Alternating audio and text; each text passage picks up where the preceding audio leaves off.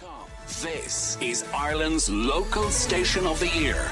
WLR News at 12 o'clock. Good morning, I'm Jordan Norris. Over two-thirds of the boxes are open as the count is underway at SETU for this year's general election. We can now cross live to our WLR News and Current Affairs team on the Cork Road. I'm joined live now by Kyle Butler. Kyle, tallies of course can't be taken as gospel, but it looks as if the fight for the last seat in particular could be very tight. Indeed, Jordan, and you know, as the day develops, anything could change. But just speaking about that last seat, it looks as though it is between Matt Shanahan and Conor McGuinness. But just looking at the tallies as a whole, very interesting indeed here this afternoon, Jordan. So David Cullinane is now at 23.7%, but just to relate that to a figure, 73.7% of the boxes are now opened and being tallied at the moment. Now, Conor McGuinness is shortly followed by John Cummins on 18.9%, and very, very, very close to him is Mary Butler on 18.1%, so less than 1% between them. And earlier on it was the other way around. It was Mary was ahead of John on that. Then looking further, then we also have Conor McGuinness and Matt Shanahan for the last seat. But just taking a look here at the actual tallies themselves, Jordan, and these are the latest tallies in the last 20 to 25 minutes. We're going to take a look at Farnshaneen, where John Cummins and Matt Shanahan are doing very well in those areas. And it's interesting to see politically how, you know, geography can have such an impact on how people vote. People tend to vote for who they know. It was interesting to look at Mary Butler's boxes earlier from Portlaw, and she was just an overall outrunner there. You know, she was very high votes from Portlaw. But looking at Farnshaneen, we can see John Cummins is doing very well, followed by Matt Shanahan, of course, and then David Cullinane. And just touching briefly on David Cullinane, he is after doing extremely well in Ballybeg. You know, Ballybeg is traditionally did vote Sinn Féin as well, even in the locals. So out of one box in Ballybeg, there was 180 votes cast, and around 120 of them were just for David Cullinane. Moving towards the west of the county, Jordan, Mary Butler is doing very well in the west, and Tallow and Cappoquin especially up in the northwest of the county, she's doing very well. And it's interesting to see how Sinn Féin have also done very well there. Conor McGuinness is an outrunner there in Dungarvan and all of the west of the county. So the question remains, Jordan, are we going to be a two-seater Sinn Féin constituency? Of course, like you said to me just there, the tallies are just an indication. We will not know. But as always, you can go over to our live stream on WRFM.com to watch all of the action live. Back to you, Jordan. Thanks very much for that, Kyle. As was mentioned, Sinn Féin's David Cullinane is looking to retain his seat with newcomer Conor McGuinness. Speaking at the Count Centre this morning, Cullinane said the overall vote between the two candidates is holding strong. It seems that our geographical spread is working for us. I'm polling strongly in the city. It seems Conor McGuinness is doing very well in the county. Our overall vote between the two of us is holding strong, so I think we're in contention for two seats. We should have had a running mate the last time and we left a seat behind us, so obviously we had a strategy to win two seats. Conor McGuinness was a first class candidate. We're in a battle for two seats. It's by no means certain, and we'll have to wait and see now over the next hour or two. Some of the first tallies are fully completed in constituencies across the country. Generally, Sinn Féin is performing better than expected, while Fianna Fáil is in more of a fight than it thought. Sean Defoe reports. Final tallies are starting to come in, and starting in Dublin Central, where Mary Lou McDonald will top the poll. But the big story is Jerry the Monculch could finish fourth and take a Dáil seat. The other story there is the underperformance of Claire Daly, who looks well off the pace. Meath West 2 nearing a full tally, and there will be one Sinn Féin and one Aontú. Then the final seat looks to be a fight between Fine Gael and Fianna Fáil. The Fingal constituencies also fully tallied, and in Fingal East, Sinn Féin may have outpolled Fine Gael. Nationally, Sinn Féin is performing better than expected, and in areas like Dublin North West, Wicklow, Wexford, Clare and Offaly, they're performing better and could pick up extra seats. Fine Gael too is seeing many of its new candidates poll quite well, while Fianna Fáil will be disappointed. At this early stage, it looks like the party will be the third largest in the next Dáil. Over 50 incidents of threats, abuse and harassment are reported to have been made to politicians in the lead up to the general election. A joint investigation by the Institute for Strategic Dialogue and the Hope and Courage Collective documented 55 incidents, including 4 violent offline actions. 90% of the incidents used social media to spread rhetoric, hate or smear campaigns against candidates. Politicians such as Pearse Doherty, Helen McEntee, John McGahern and Mary Lou McDonald were also targets of offline harassment. And the Green Party's Director of Elections, Senator Pauline O'Reilly, admits that today will be a very difficult day for the party. There'd be very few seats, I think, at the end of the day. That's kind of the way that it's looking. We're in play, I think, probably in about 3, max 4 constituencies, but just in play.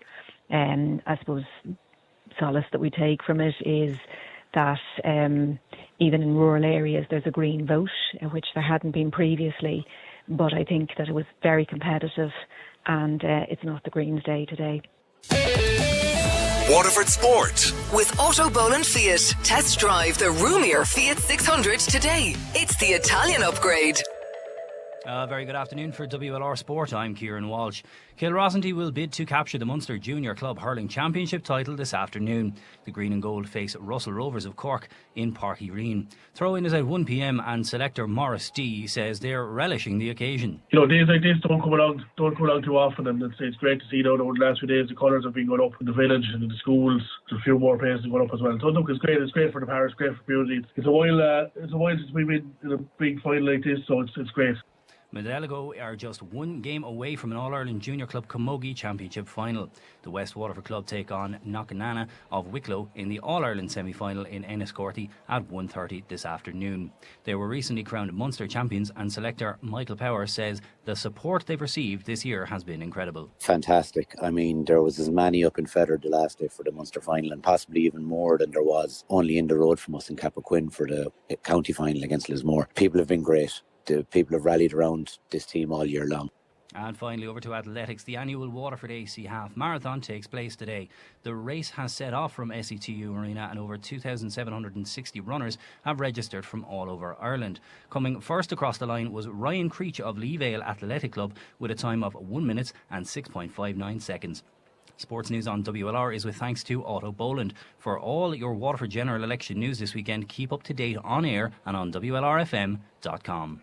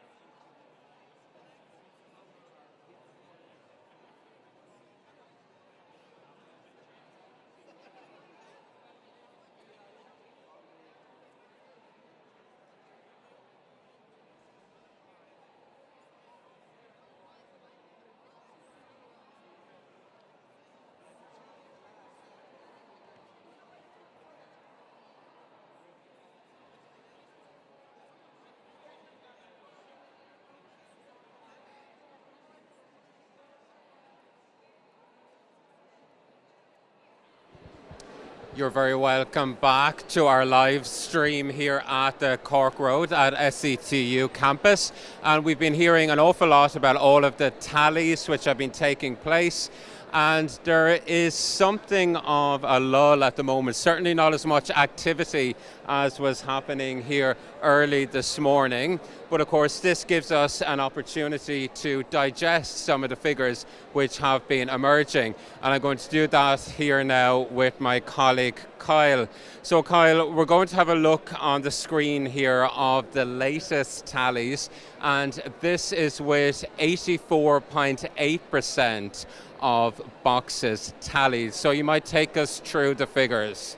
Of course, Kieran. So basically what we're seeing here is the tallies, and excitement is building here at this lunchtime. So look, we're hopefully expecting to see one of the first kind of results after lunchtime. But what we're seeing here is Mary Butler here is on 18.5%. Now she is behind who is coming out on top, which is David Cullinane at 22.6%. And as mentioned there on our bulletins, he's doing very well in the city, but his votes are also doing very well in the west. But his colleague Conor McGuinness is also doing very well in the west of the county.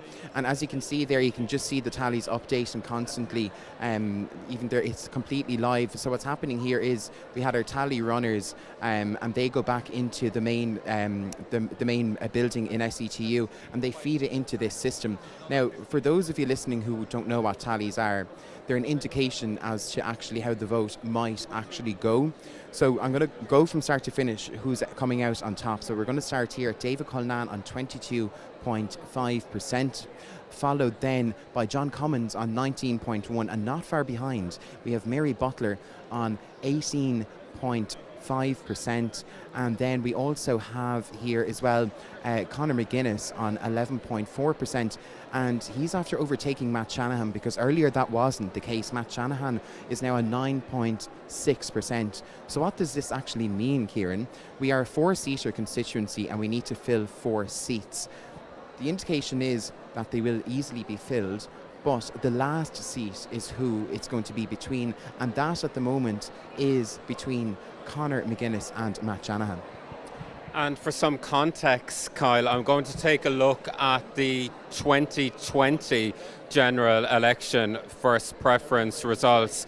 Of course, David Cullinane got a huge result there, 38.3%.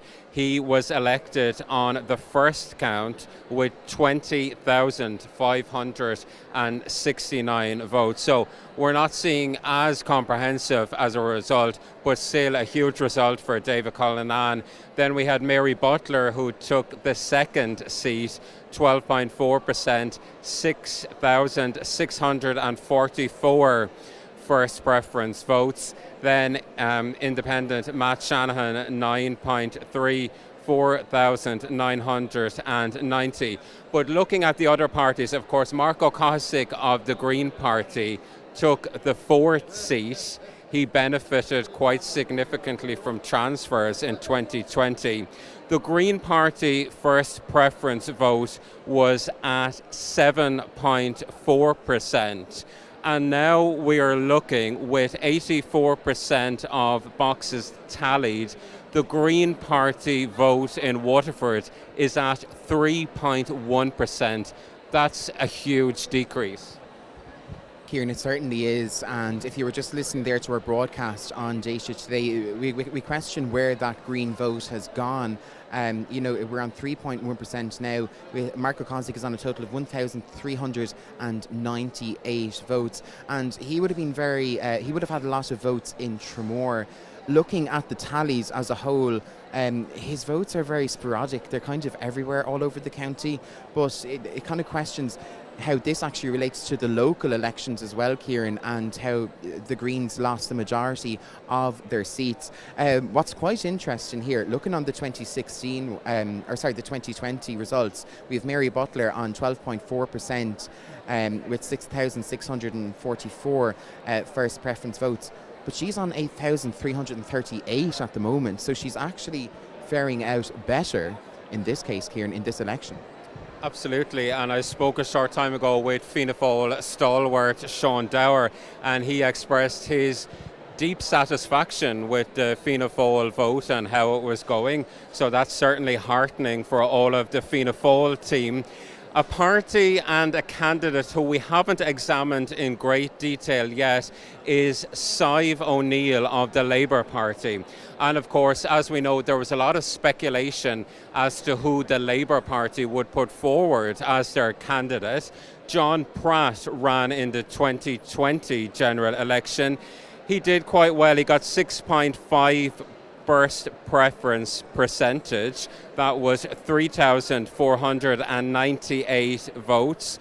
But we're looking now at Sive O'Neill coming in at 2.7%, which again from 6.5% for the Labour Party in 2020 is quite a significant drop.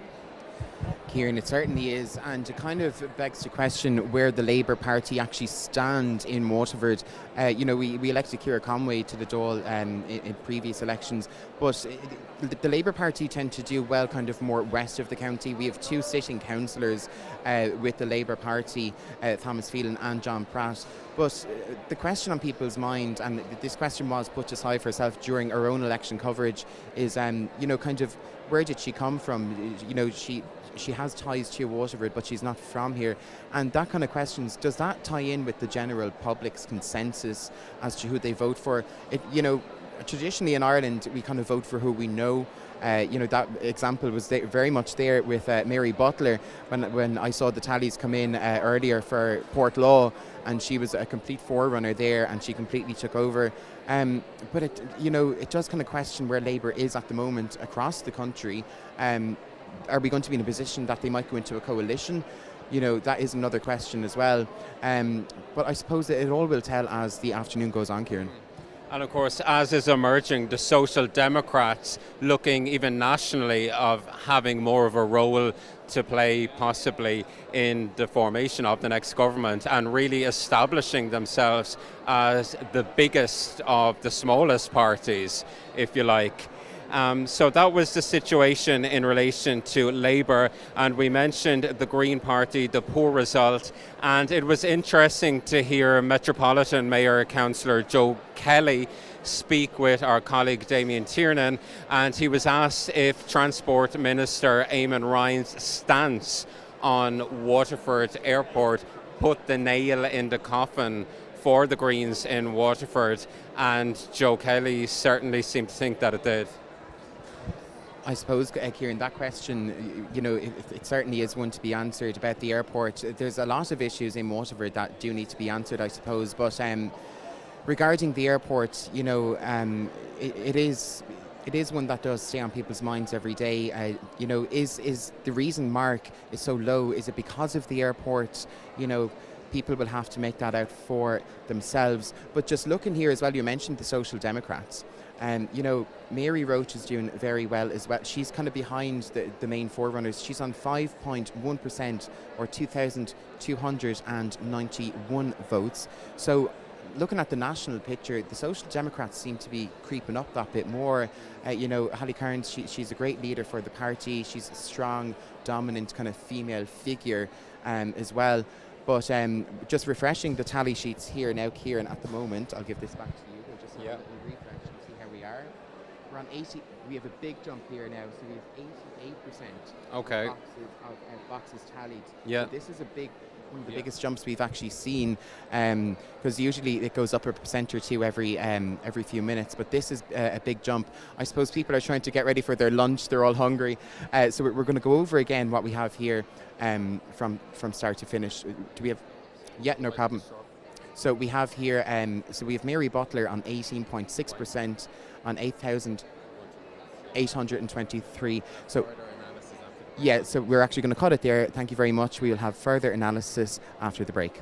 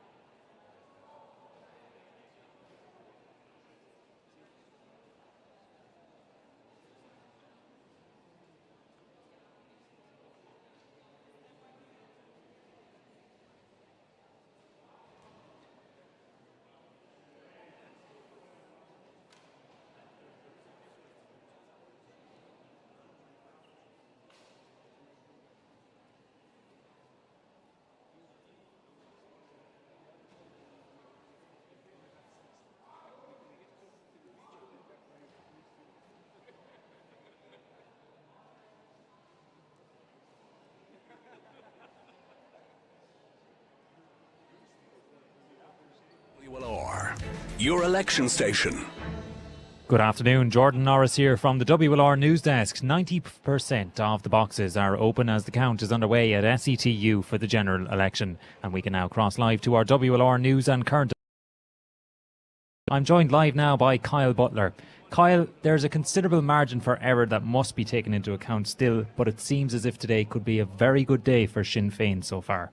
It really does, Jordan, and the question is still on people's minds. Are we going to be a two-seater constituency for Sinn Féin? But look, as you said there, time will tell. But some other developments here. The tallies are really speeding up. We're on 91% of boxes tallied at the moment, and it was a bit of a kind of slow morning with the tallies. It was going up every 15 minutes by 5 or 6%. But in the last 15 minutes, we're after going up from 81 to 91%. So it's really after jumping. Just some interesting figures here just in relation to Mary Butler. Looking at the 2016 election, first of all, Mary was elected on the first count with 10,603 votes, or a 20.5% first preference vote. And then in 2020, it was very different for her. She only got a first preference vote of 12.4%, or 6,644. However, in this election in 2024, she's now jumped back up to 18.6%, or 9,001 votes, as it's showing us here on the tally sheet. So Mary has kind of gone on a bit of a roller coaster the last few years as it came to the general elections, and she seems to be doing very well. But taking a look at the tally sheet that our listeners, if they want to view it, they can do so live on WLRFM.com on our live feed. We're going to go through from start to finish how we are looking. So first off, we have David Cullinan coming out on top at the moment on 22.4% of the vote, or over 10,839 votes. I'm just going to refresh the page here very quickly just on my side, just to see how many boxes are open, because it is progressing very much. We're still on 91. Now, he is then followed by, let me just see here for one moment, John Commons on 19.4%. And earlier on, that was a bit of a different picture, because actually Mary overtook John in the very early stages, but he's on 19.4%, followed then, just as I was saying, by Mary Butler at 18.6%. Interestingly enough, as you mentioned there, Jordan, this is the interesting part. Conor McGuinness is on 11.2%, then followed by Matt Shanahan on 9.8%. So they are getting quite close. Matt is creeping up to the 10%.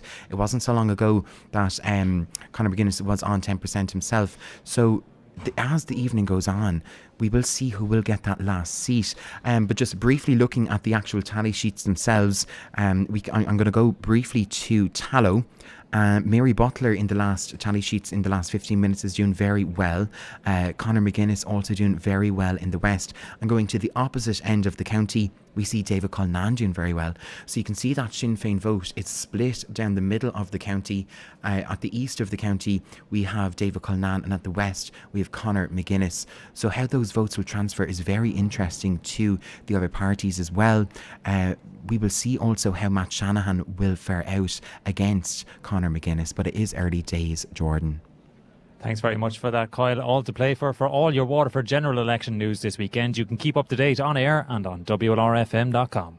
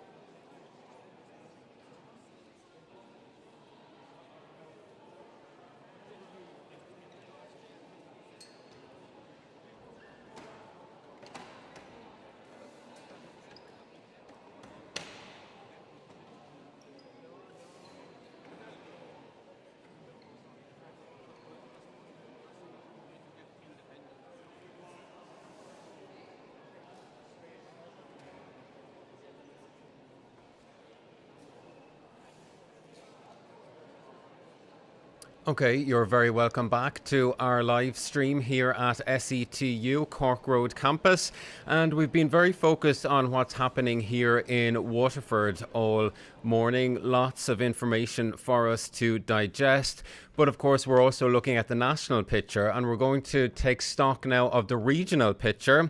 And I'm delighted to say that we can cross to Kilkenny, to the Count Centre, and to Mary O'Neill, who is covering the Count there for News Talk. Good afternoon, Mary.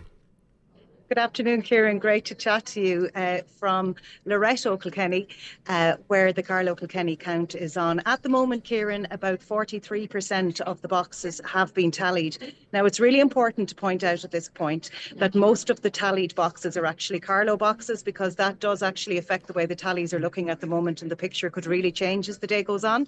At the moment, though, we have Jennifer Murnane O'Connor, Fianna Fáil's Jennifer Murnane O'Connor, who's based in Carlow. She's very much in the lead. She's tallying at about 28% at the moment. And then also we have Catherine Callaghan, who's a Fine Gaeler in the Carlow area as well. She's in around 20%, which is quite high if you take note of the fact that she was actually pipped to the post in the recent local elections. So she actually didn't get a local election seat, but she's doing very, very well nationally. Now, John McGuinness is the poll topper traditionally here in the Carlow Kilkenny constituency. At the moment, he's tallying at about 6%, but I would say absolutely don't pay too much heed to that, because the Kilkenny city boxes have not been opened. We don't have boxes opened in Piltown or Thomastown yet. When I say opened, I should stress actually they are open, but they're not tallied yet, because most of the boxes at this stage of the morning are open. But it's a very big constituency. It's a 5-seater. It's going to be a very long day here. So what I would say at the moment is Fianna Fáil all in are tallying at about 40%, Fine Gael then tallying maybe about 25%. Sinn Féin tallying strongly enough, given that is gone to Europe to be an MEP. So, and the candidates vying for her seat only got Anya Gladney Knox, who's Carlow based, is currently tallying at about 17%, which is quite strong. But again, I can't stress enough that we really do expect to see a changed picture when the Kilkenny city boxes and other Kilkenny boxes are opened, because then we're likely to see a big surge for the likes of John McGuinness. There had been talk here in the last days and weeks that Fianna Fáil could easily turn around 3 candidates in this constituency, which would be huge and would probably buck the national trend, given what we're seeing in the exit poll from last night and in other constituencies. But it is very much all to play for at the moment, because, like I said, about 43% tallied boxes, and we still have to get to Kilkenny. And of course, the Green Party held a seat in this constituency, Mary, with Minister Malcolm Noonan. We've seen a collapse in the vote for the Green Party here in Waterford. How have the smaller parties been faring in Carlow Kilkenny? Yeah, that's a very interesting question. At the moment, Malcolm Noonan is only on between 1% and 2%. But again, he is a very, very much a Kilkenny city candidate. It is expected he'll get a strong city vote. Whether or not he can hold on to his seat is a different question altogether. In particular, if we've got some strong Fine Gael contenders in the form of Michael Doyle, Michael Fitzgerald, who's also in Kilkenny city, up against Malcolm Noonan there. And Catherine Callaghan again tallying quite strongly, I should say. So Malcolm Noonan will fight to hold on to his seat. I'd say if he does get it, he'll probably be in a battle for the 5th seat, and I think it's going to be a very long count. Similarly for the Labour Party, Sean O'Harrigan is Kilkenny city as well. He's currently only tallying between 1% and 2% too, but again, like I said, major health warning has to come with that. When the Kilkenny city votes and the Kilkenny county votes start coming in, that could really change. But at the moment, we're very much looking at a Fianna Fáil, Fine Gael, Sinn Féin picture strongly, with all the other parties on very low percentages of tallies so far. Okay, Mary O'Neill in the Carlow Kilkenny constituency, thank you very much for that comprehensive update, and we do hope to check back in with you later today. Now, thanks a minute, Kyle, you're here with me now to take a look, I suppose, at the broader national picture as it's emerging. We've heard from Mary there specifically giving us the overview of Carlow Kilkenny. How are things shaping up nationally? So a national picture, Kieran. So look, we're going to start with some coverage from RTE and looking here at the Green Party. So Green Party leader Roger O'Gorman, he has accepted that a number of his seats are going to be lost in his party, and he has said that it's clear that the Green Party have not had a good day at the polls. The final tally in Dublin West came in, and he sits at 7% of the first preference vote, and he did say that he knows that he is in a battle for the final seat, and again he did reiterate that overall that the party is very disappointed with the national result, and of course that does feed back into her own local TD, Marco Kozik, who is struggling very much to retain his seat. Taking a look at the Irish Examiner's coverage of the national picture, ballot boxes are open all over the country still, but Waterford is looking fairly well. We're quite ahead here. We're very much ahead. Just refreshing the tally sheet here, we are currently standing on 91%, but I think we're after breaking for lunch there. Interestingly enough, Jerry Hutch is polling very well in Dublin Central. And that's with 100% of the boxes tallied in Dublin Central, so it gives quite a more accurate overview of it, but it looks as if he is in contention for a seat, possibly. Certainly so, and Kieran, he's up against Mary Lou MacDonald, the leader of the of Sinn Féin. She's at around 20%. Yes. And then, of course, we have Fine Gael's Pascal Donoghue. He looks likely to hold his seat. He's at around 17%. Certainly so, but look, this will certainly show how it will progress with Jerry Hutch, so he certainly is one to watch as the afternoon progresses. Moving kind of to the Midwest, serious errors in Limerick City, with a ballot put to candidates in the wrong order, which could lead to challenges, according to the Irish Examiner, and counting is going ahead but at a very slow pace. And then, of course, Cork is also underway, and they are pretty much kind of the same as us as well. And of course, neighbouring Cork, then we should mention some familiar names in the Kerry constituency, with 69 of 260 boxes open. Michael Healy-Rae is on 23% of first preference votes, while his brother Danny Healy-Rae is on 14.5%. Certainly so, and the Healy-Raes are very much known down there, and they always do get their votes as well, so it'll be interesting to see how that progresses. And of course, this constituency also includes the current Education Minister, Norma Foley, for Fianna Fáil, and she's on 13%. Yes, indeed. And looking at ministers, Kieran, early indications are showing that the Agriculture Minister, Charlie McConalogue, could be very much in danger in Donegal. And then looking at Galway East, Junior Minister Anne Rabbitte is also in trouble. She took just 7% of the vote, and 2/3 of boxes are open there. So it's really certainly interesting to see what's going on there. And Stephen Donnelly, our Health Minister, he was the only Fianna Fáil candidate in his constituency, and possibly could be one of the biggest casualties of the day. Certainly so, and it kind of goes to show how many casualties we will have, but I think the overall picture nationally is who's going to form a government.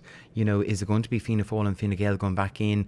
They have specifically said they will not go in with Sinn Féin. It's going to be interesting to see how the Social Democrats come into this as well. Are they going to go into coalition, or are Fianna Fáil and Fine Gael going to go into opposition against each other again, like we've seen before? So I think the Social Democrats are certainly ones to watch nationally as well. Absolutely. And Mary Roach, she's not doing too bad here, but she is in the contention maybe. Yes, well, they could be the ones holding all the power at the very end. So thank you for that, Kyle. Certainly good to take stock and get a view, as I said, of the regional picture, but also the national picture as well. And of course, we're going to be doing further analysis here locally, and Damien will have many more guests from 1 to 2.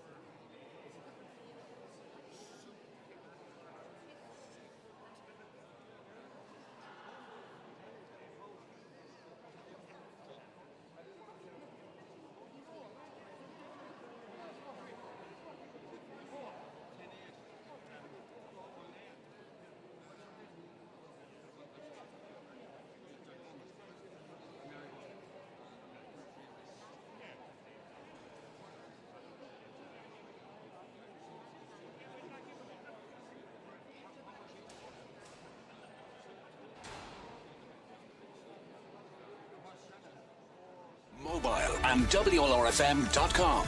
This is Ireland's local station of the year.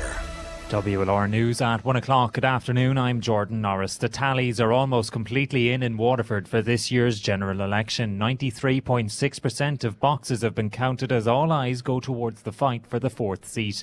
We're going to cross live now to our WLR News and Current Affairs team on the Cork Road at SETU. I'm joined now by Kieran Foley. And Kieran, like I mentioned, the race for the fourth seat seems to be the big talking point at present. Yes, things are really heating up here, Jordan. Things happening very quickly because we actually have 96.5% tallied within the last few moments. And the latest figures which we have indicate Mary Butler of Fianna Fáil, she's on 18.3%. Ronan Cleary of Ain 2, 3.1. Frank Conway, Independent, 1.3. David Cullinan of Sinn Féin, 22.9. John Cummins, Fine Gael at 19.3. Patrick Curtin, People Before Profit Solidarity, 1.2. Conor McGuinness, Sinn Féin, 10.8. Aaron Joyce, Independent, 0. Killian Mangan, 1.1. Another Independent. Mark O'Cahasig, Green Party, 3.1. Mark O'Neill, Independent, 0.2. Sive O'Neill, Labour, 2.7. Mary Roach of the Social Democrats, 5.1. Matt Shanahan, Independent, 10%. And John D. Walsh of the Irish People, 0.9. So certainly a huge vote, first preference vote for Sinn Féin emerging around 34%, but very strong vote also for Fine Gael at 19.3 and Mary Butler just slightly behind at 18.3. So we hope to have 100% of the boxes tallied possibly within the next few minutes. And yes, Jordan, we expect significant developments this afternoon, and it looks as though the race is certainly on for the fourth seat. Thanks very much for that, Kieran. And of course, our Data Today team will be coming back to you live with another special hour after this bulletin, taking a look at the national picture. And some of the first tallies are fully completed in constituencies across the country. Generally, Sinn Féin is performing better than expected, while Fianna Fáil is in more of a fight than it thought. Our political correspondent Sean Defoe reports. Final tallies are starting to come in, and starting in Dublin Central where Mary Lou McDonald will top the poll. But the big story is Jerry the Monk Hull. She could finish fourth and take a Dáil seat. The other story there is the underperformance of Claire Daly, who looks well off the pace. Meath West 2 nearing a full tally, and there will be one Sinn Féin and one Ain 2. Then the final seat looks to be a fight between Fine Gael and Fianna Fáil. The Fingal constituencies also fully tallied, and in Fingal East, Sinn Féin may have outpolled Fine Gael. Nationally, Sinn Féin is performing better than expected, and in areas like Dublin North West, Wicklow, Wexford, Clare and Offaly, they're performing better and could pick up extra seats. Fine Gael too is seeing many of its new candidates poll quite well, while Fianna Fáil will be disappointed. At this early stage, it looks like the party will be the third largest in the next Dáil. And finally, the Green Party's Director of Elections, Senator Pauline O'Reilly, admits that it's been a very difficult day for her party. There'll be very few seats, I think, at the end of the day. That's kind of the way that it's looking. We're in play, I think, probably in about 3, max 4 constituencies, but just in play. I suppose solace that we take from it is that even in rural areas there's a Green vote, which there hadn't been previously. But I think that it was very competitive, and it's not the Greens' day today. Waterford Sport. With Otto Boland's Jeep. Test drive the new Jeep Avenger. Built for the real world. Very good afternoon for WLR Sport. I'm Kieran Walsh. Kilrossentee are bidding to capture the Munster Junior Club Hurling Championship title this afternoon as they take on Russell Rovers of Cork in Páirc Uí Rinn. That one threw in at 1 p.m. and we're going to cross live now to Gavin Whelan for the latest. Gavin, can you hear us?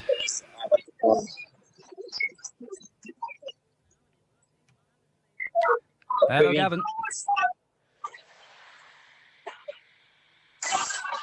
Hello, Gavin, are you with me?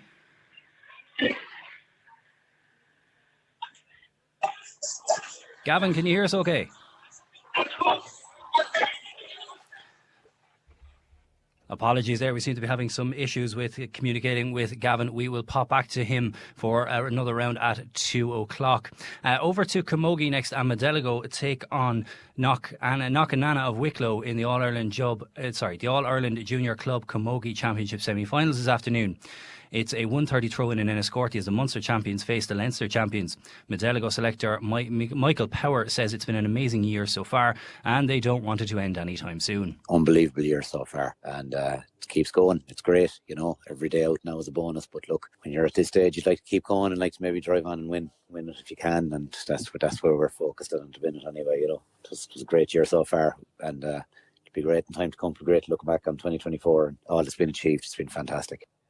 Over to basketball now, and both Waterford basketball sides are in action today. The SETU Waterford Wildcats look to continue their title charge when they host Gurren Braher Credit Union Brunel.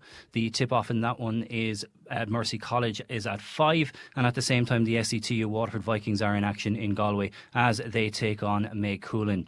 Sports news on WLR is with thanks to Auto Boland. For all your Waterford general election news this weekend, keep up to date on air and on WLRFM.com. At Centra, we've got amazing Christmas simple savers from now until the...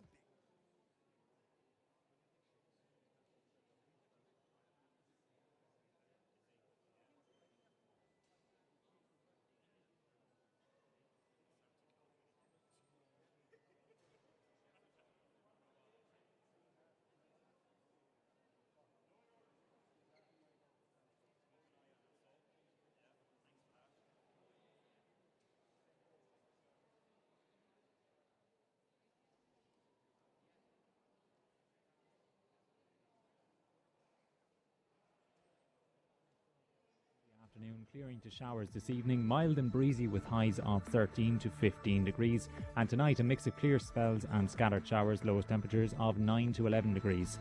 High tides, Dungarvan, Youghal and Ardmore 5:05pm, Tremor and Dunmore 5:10pm, Cheekpoint 5:20 and 5:55pm for Waterford. High tides for Waterford. Live from the Waterford Town Centre, this is WLR, your election station. Yes, welcome to our special studio, which has been set up in the upstairs room at the Town Centre here at SETU. We're working with the SETU audio-visual team, led by Keane, and thanks very much for the wonderful support from SETU on this. Dean is our technical expert and he's put together a marvellous setup with Keane in terms of audio, in terms of visual. We're going out live now on Dayshow Today for the next hour, a Dayshow Today special produced by Jennifer. And we are going to be talking about tallies. We're going to get some expert analysis. We've got lots also on our Facebook page, on our YouTube channel, which is accessible through the website. So go on to the website and you'll get a simple click for that. We've lots on our social media as well. And well done to everybody concerned in terms of Kieran, in terms of Kyle and Jordan and Dimphna and everybody. A really, really team effort. Great buzz here. Really exciting morning. Great media team here. We're going to talk to two media aficionados now in a second. Firstly, we have officially decided that we have a polar bear here, which I brought with me. Because obviously climate change is, no matter what happens in this election, will continue, and it's the biggest existential challenge facing humanity. So we've officially named this polar bear Kevin, the polar bear, after Kevin O'Sullivan from the Irish Times, who's going to be talking to us in a second. Johnny, what do you think of that? I think you're cracked. What on earth are you doing? You're only thinking that now. It's about time. Well done. Johnny O'Connor is here in studio with me, as we say. Johnny is... did you watch the programme the other night on the show bands? I have it taped. You have it taped? I'm looking forward to it. John. Right. You don't still have a video VHS tape, do you? Like no. Or beta tape? Yeah. No, I have it recorded. Maybe not taped. I have it recorded, yeah. I'm looking forward to it. I watched some of it. It's absolutely brilliant. It's great. You're really going to enjoy it. Now, up on the screen, again, we will explain this to our radio listeners. We are going to get the final tally. So, what we have in Waterford is 100% of the boxes have been opened and 100% of the boxes have been tallied. All those tallies have been put together, combined from all the different parties. So this is really accurate, a really accurate tally. So what I'm going to do is I'm going to read down the final 100% tallies as they appear, and I'll round up slightly if we need to, or down slightly depending on percentages, okay? And then we'll get Johnny and Kevin to talk about it. Mary Butler, 17.2%, 8,150 votes. Again, these are only tallies. First preferences, they're not votes, they're not counted, but they will be very close to, I'd say, what's going to come out. Ronan Cleary, Aintu, 3%, 1,443. Frank Conway, Independent, 1.5%, 697. David Cullinan, 24.1%, 11,400. John Cummins, Fine Gael, 19.3%, 9,155. Patrick Curtin, PBP, 1.2%, 556 votes. Conor McGuinness, Sinn Féin, 9.4%, 4,468. Aaron Joyce, Independent, 0.3%, 145. Killian Mangan, Independent, 1.2%, 559. Mark O'Cosig, Green Party, 3.2%, 1,507.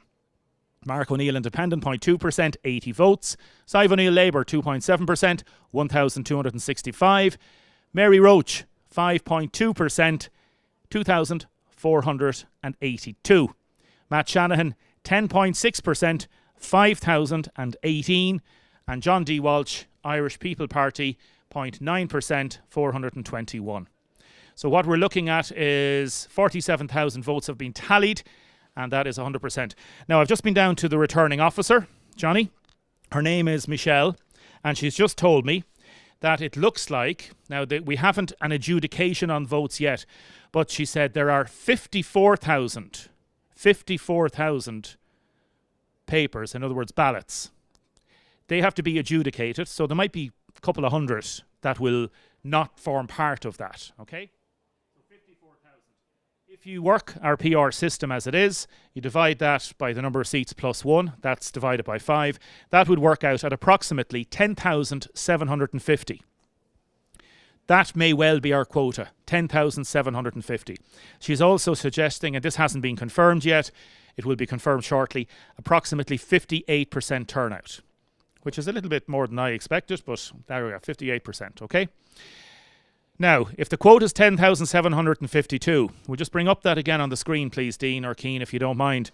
Johnny O'Connor, what's your thoughts on the first preferences tally as we're looking at them?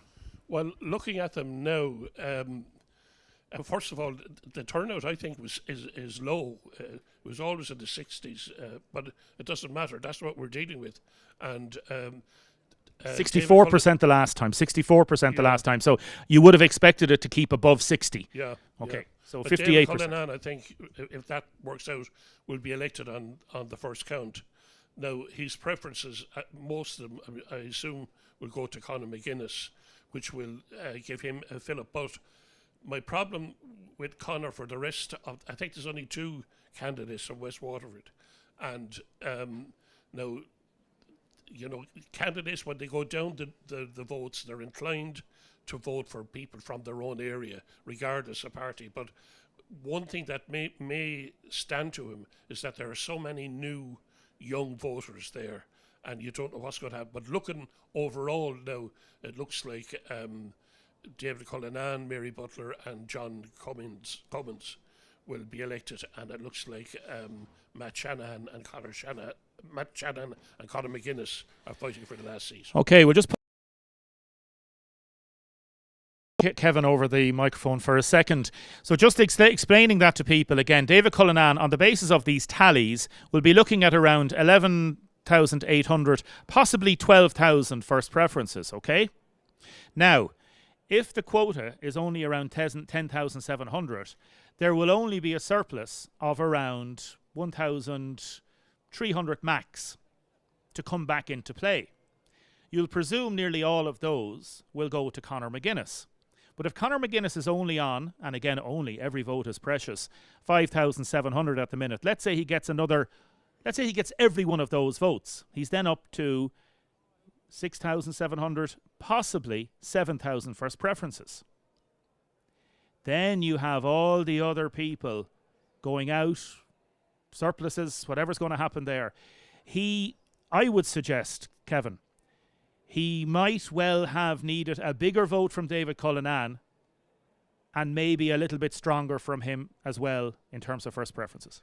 I think that's very clear, and it's a big risk for him, because I was looking at some of the boxes, and while there is clearly a good transfer between the 2 Sinn Féin candidates, it's not sort of universal, and even within West Waterford and Dungarvan, there's significant votes going all over the place, really. Okay, just bring it up again there for one more time. Kevin just wants to have a look at it there. Yeah.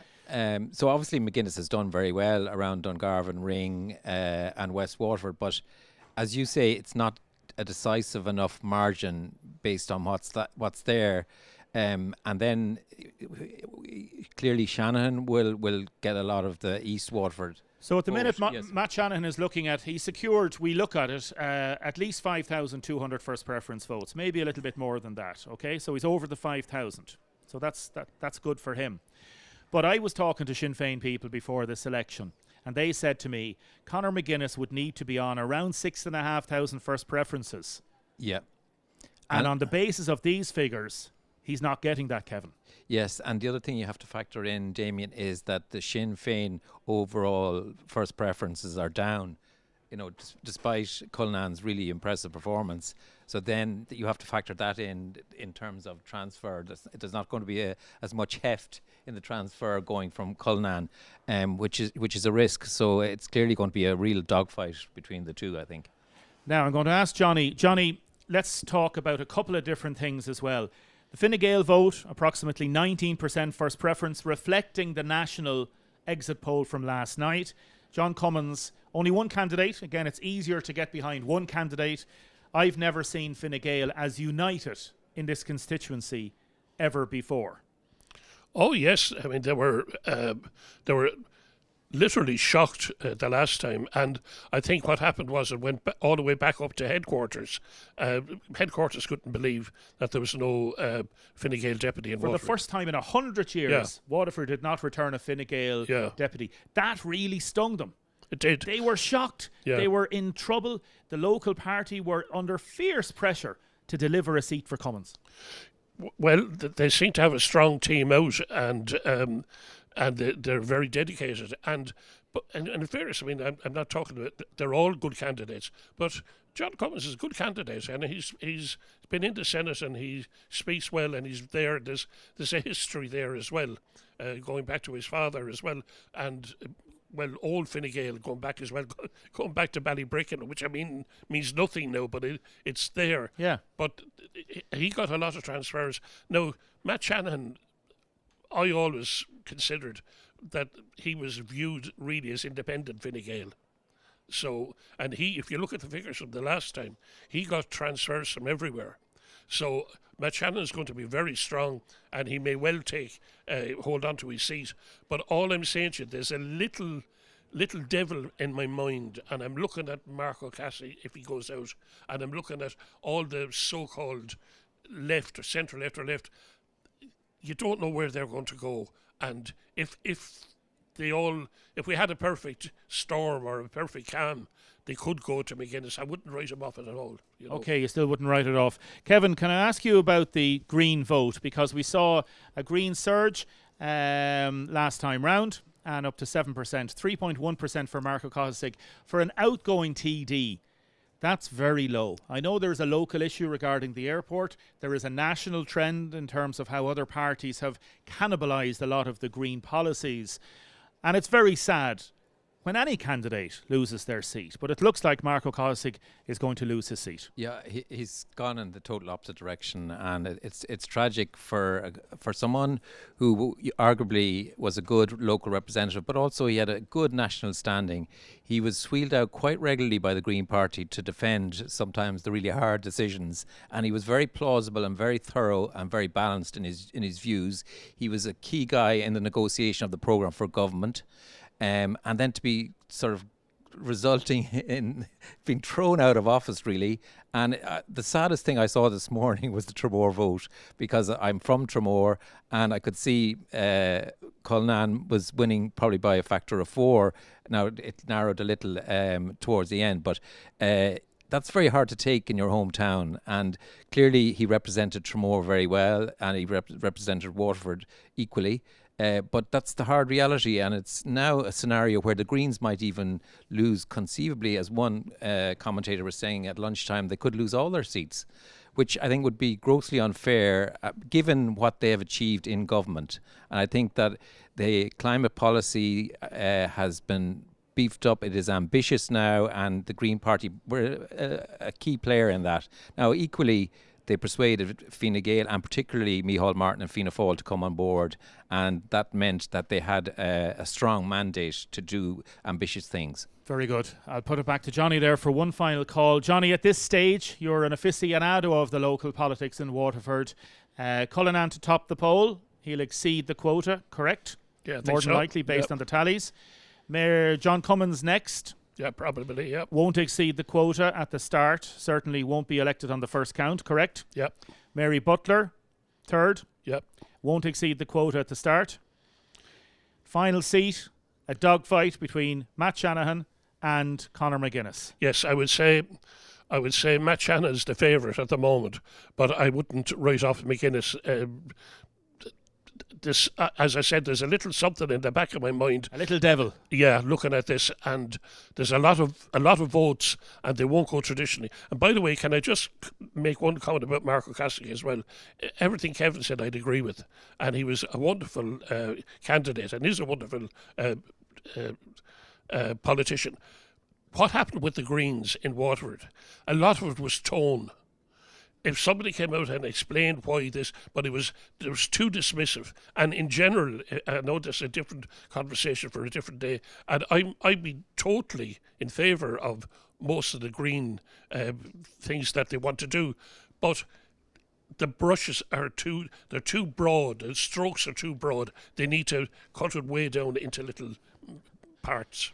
I'll let you go and watch tomorrow now, because we'll be watching the telly now today, but watch tomorrow that special programme on the show bands, okay?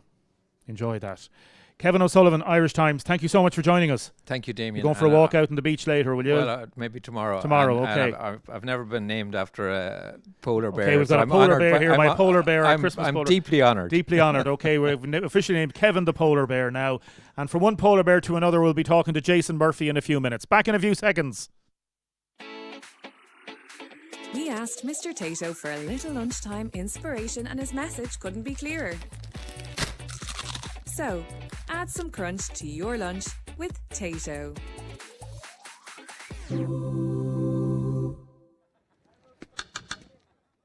Baileys?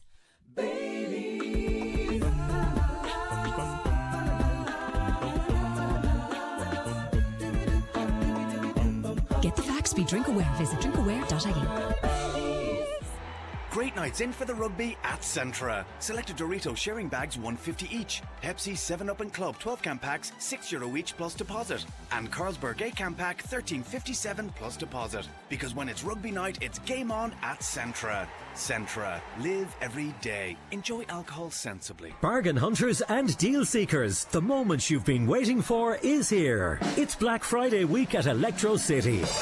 Hundreds of additional savings added for this Black Friday weekend. Save €100 on the Toshiba large screen 65-inch 4K Smart TV, now only $499. Last chance to pick up the Ninja Quick and Easy Air Fryer for €79. Don't miss the Electro City Black Friday sale. Electro City, Inner Ring Road, Waterford, or online electrocity.ie.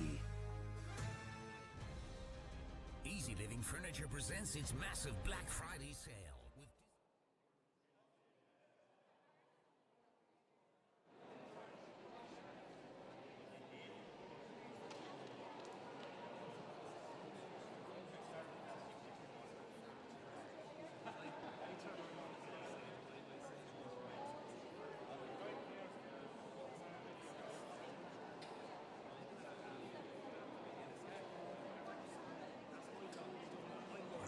Your election station. Welcome back to our special live broadcast here at the Count Centre. Just been talking to Mark O'Cahasig there on the phone in terms of interviews later on today. On our Daisha couch, better known for today that's in it as Peter Couch, we have Councillor Jason Murphy, Fianna Fáil, Mayor of the City and County. Good afternoon, Jason. Good afternoon, Damien. How are you? Good. Do you like the Peter Couch phrase? I do. I like it. It's comfortable as ever. Comfortable as ever. You're going to have a bit of a row with me now, and you're going to have a bit of a disagreement, and I love that. Hit me with it, please. Firstly, on the tallies. You're not happy with the tallies? I don't think those tallies are going to be accurate. I think what you got there is probably a very good opinion poll, to be quite honest. I think the gist of them is right, the placements are right, but I think the percentages may be a little bit off. I'll be kind of looking forward to seeing the first count, because I was tallying myself this morning and I was looking around me, and some boxes are only half done, other boxes are not done at all. So I'd be interested. How did that happen? I don't know, but it certainly happened this morning. I could see that some boxes there was only one person at a station, and they were finding it difficult to tally all the votes. So there were votes getting missing. Now there'll be swings and roundabouts on that, but it will make a difference to the percentages. Well, I did call out the tally figures. Just one more time, gentlemen, if you can put it up on the screen for us there. I was watching the telly, and it says there 52,838 first preferences tallied, whereas I've just got the figures of around 54,000 from the returning officer. Yes. So that means that there's approximately 1,500 votes not tallied. Well, I'm glad you said that now, because that was my instinct. I didn't know that now until you read it out to me. There you go. So I was correct. So there's a lot of votes missing there. And when I look at the tallies, I think everyone agrees that the first 3 seats are taken at this point. So you're putting Cullinan at the top. I am. To exceed the quota on the first count? I am, but looking at the tally, not by much. He won't exceed the quota by much, so that'll be interesting. We're looking potentially, if this works out in terms of adjudicated votes have to happen next, you could look at a quota of around 10,752. Yes. And in the tally, what's David on at the moment? David is on 11,500 or 600. Right, so you're not going to have a huge surplus. But that gap, if that gap is correct, I think it's about 500 votes between Conor D. McGuinness and Matt Shanahan in favour of Conor D. McGuinness. If that's correct, that's hard to make up. I would say Matt is up against it. I know you had John O'Connor on just a few minutes ago, and he made Matt favoured. I disagree with that. I think at this point it's Conor D. McGuinness's favourite. Matt have a lot of ground to make up. 500 votes is a lot to make up, and he's going to get a bit, obviously, off Cullinan's surplus. And I was looking at it on the bit I was tallying, which I found fascinating, was the 1, 2, 3 between Fianna Fáil, John Cummins and Matt Shanahan. Those votes were going 1, 2, 3, whatever way it was going. Whether it was Matt number 1, then it was going maybe Cummins, Mary number 2. And as you said to me over in the canteen, that's like a sort of a government vote in a way. In some ways, it felt like that when I was looking at the tally. But then again, you always use that phrase, a health warning. There's a big health warning, I think, with this tally now. So it'll be interesting. If the tally is wrong in relation to that 500 gap and Matt is a lot closer, yes, he has a chance. But I think if the tally is right, or if it's wrong the other way and McGuinness is a bit further ahead, I can't see Conor McGuinness being caught. So we'll just explain this to the viewers and to the listeners.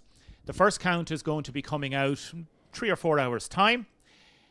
Jason Murphy is saying that if McGuinness has a 500 vote lead over Matt Shanahan, Jason Murphy is suggesting that will be too big a lead to catch up. If that lead is only 300 votes, Jason Murphy is saying there's a chance. There's still, like, Matt would have to be getting 2 to 1 on some of those transfers to catch a 500 lead. So it's difficult to say. And I'm wondering in the last couple of days of the campaign where the mistakes that were made, that 500 is small. It's a small amount of votes in the big scheme of things. But when it comes down to a count, it's a lot. Okay. On Fianna Fáil, well done. Fair play to you. Yeah. Well done. That has to be said for all your canvassers, for Mary Butler's team and all that. People can have their own comments about different politics and parties, but credit where credit is due. From your perspective, Fianna Fáil, you've done a very, very good job. 2, 3. I think we're very happy. Pause there for 1 second. We're going to have an announcement from the... It's only a test. Okay, that's fine. Okay, I'm very happy with Mary's vote. In canvassing with her now throughout the campaign. Felt good about it. The reaction was good. Did a lot of canvassing around the city with her. Name recognition was very good. A lot of work done on the ground that was been recognised. Her vote has gone up. I was just looking at it there this morning. I think she was at about 12.9 the last election. What's her percentage at the moment? I think she's at improving by about 6%. Yeah, last time she got 12.36%, 6,644. So she's looking at an increase in that. Yeah, and I think Mary, people were recognising that Mary perhaps might be well placed for a position. I hope I'll be pulling for her in the next government. It's early yet, but looking at the exit poll last night, it looks like the government, the two main parts of the government, will be returned. But I haven't been looking at the national thing only here. So you think Mary would be in line for possibly a promotion to ministry? Well, I'd be hoping so. I think she serves her time as a junior minister. She's been fantastic. I think in that brief, I work with her, as you know, Damien, in the office. I know the work she does. I think she'd make a fantastic full minister for Waterford, and I'd love to see it happen. John Cummins would like to see himself as a minister. I'm sure he would, and everyone have ambitions, and I wish John all the best. And as well, John has had a fantastic result as well. I served on the council with John, and I want to congratulate him on what is a fantastic result. And looking in the broader context too, I think it's great to see that the government parties have done so well. When you look what's happening across Europe and in the UK and in America, it says to me that we're doing an okay job. There's a lot of other things to do, but we're doing an okay job. And would you like to congratulate Sinn Féin on their very high first percentage turnout? Well, of course I would. They're having a really good election in here in Waterford. There's no question about that. I mean, I'm sitting here talking about Sinn Féin getting a second seat, and at this point, early as it is, yes, and I'll wait until I see the official first count and see what the gap is. It does look at this point where they're in a really, really good chance. And if I was a betting man, I'd probably bet on them taking the second seat. Okay, and Michael Doyle, the Director of Elections, is going to be talking to him in a minute. Okay. Jason Murphy, thanks very much for joining me on Peter Couch. Thanks, our Damien. Dacia Couch. And we're going to be talking to Seamus Ryan in a second. Back in a few minutes.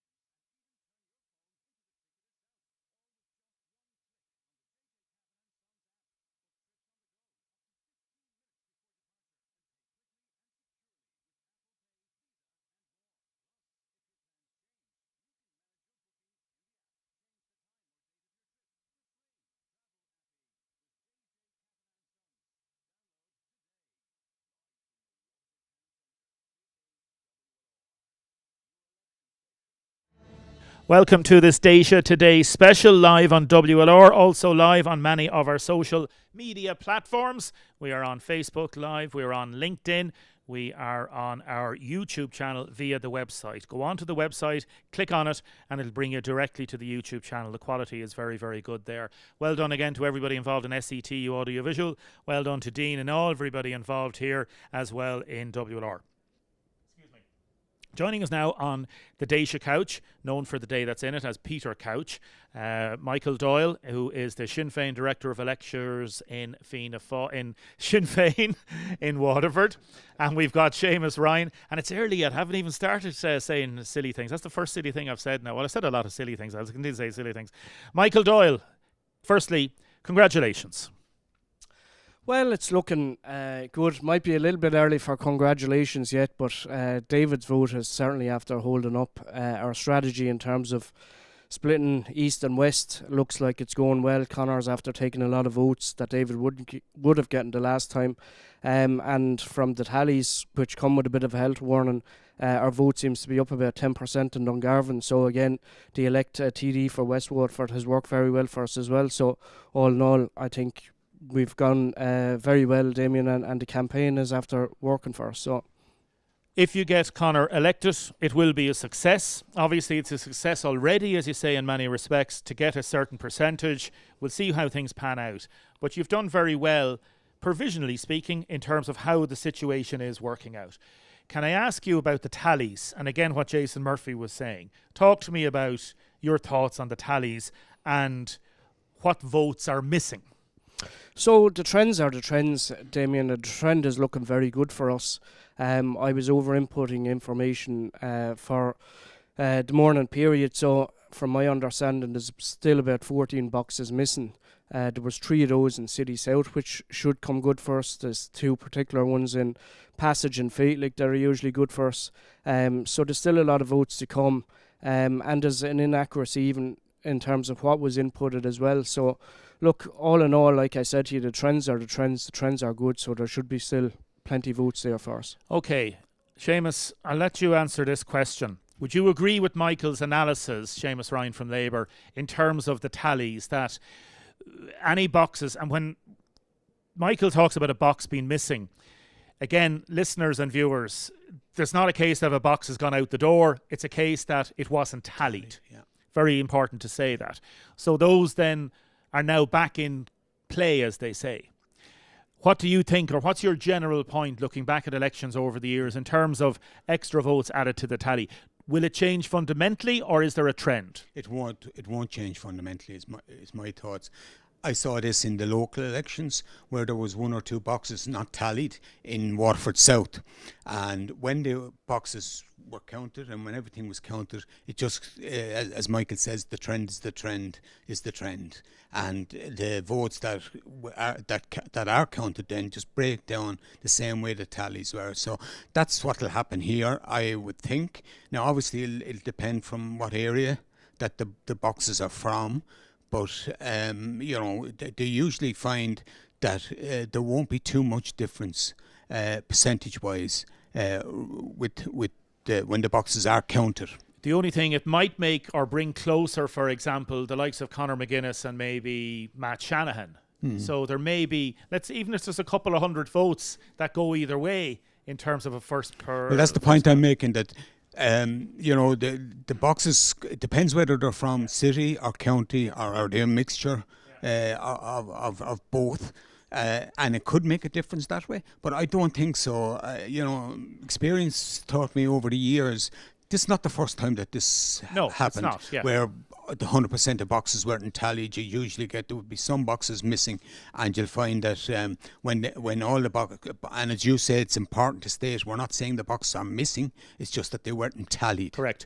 Now, Dean has just alerted me, the latest figure, just breaking news, is that there's 5,000 extra votes, or as you say, Michael, missing votes that are now being tallied. So they're being fed into the system. Yeah. So we had a 100% tally earlier on all the boxes that had been presented in terms of the figures, and now there's going to be 5,000 added to that. So we'll see what comes up with that, and when we get that information, we'll come to it. So there's the facts and figures there. Can I ask you, if you don't mind, Seamus, before I talk to you about Labour, can I just ask you the overall trends in what Sinn Féin have done? Fianna Fáil obviously going well, Fine Gael have done very well, and where do you think it's going to go at the minute for the last season?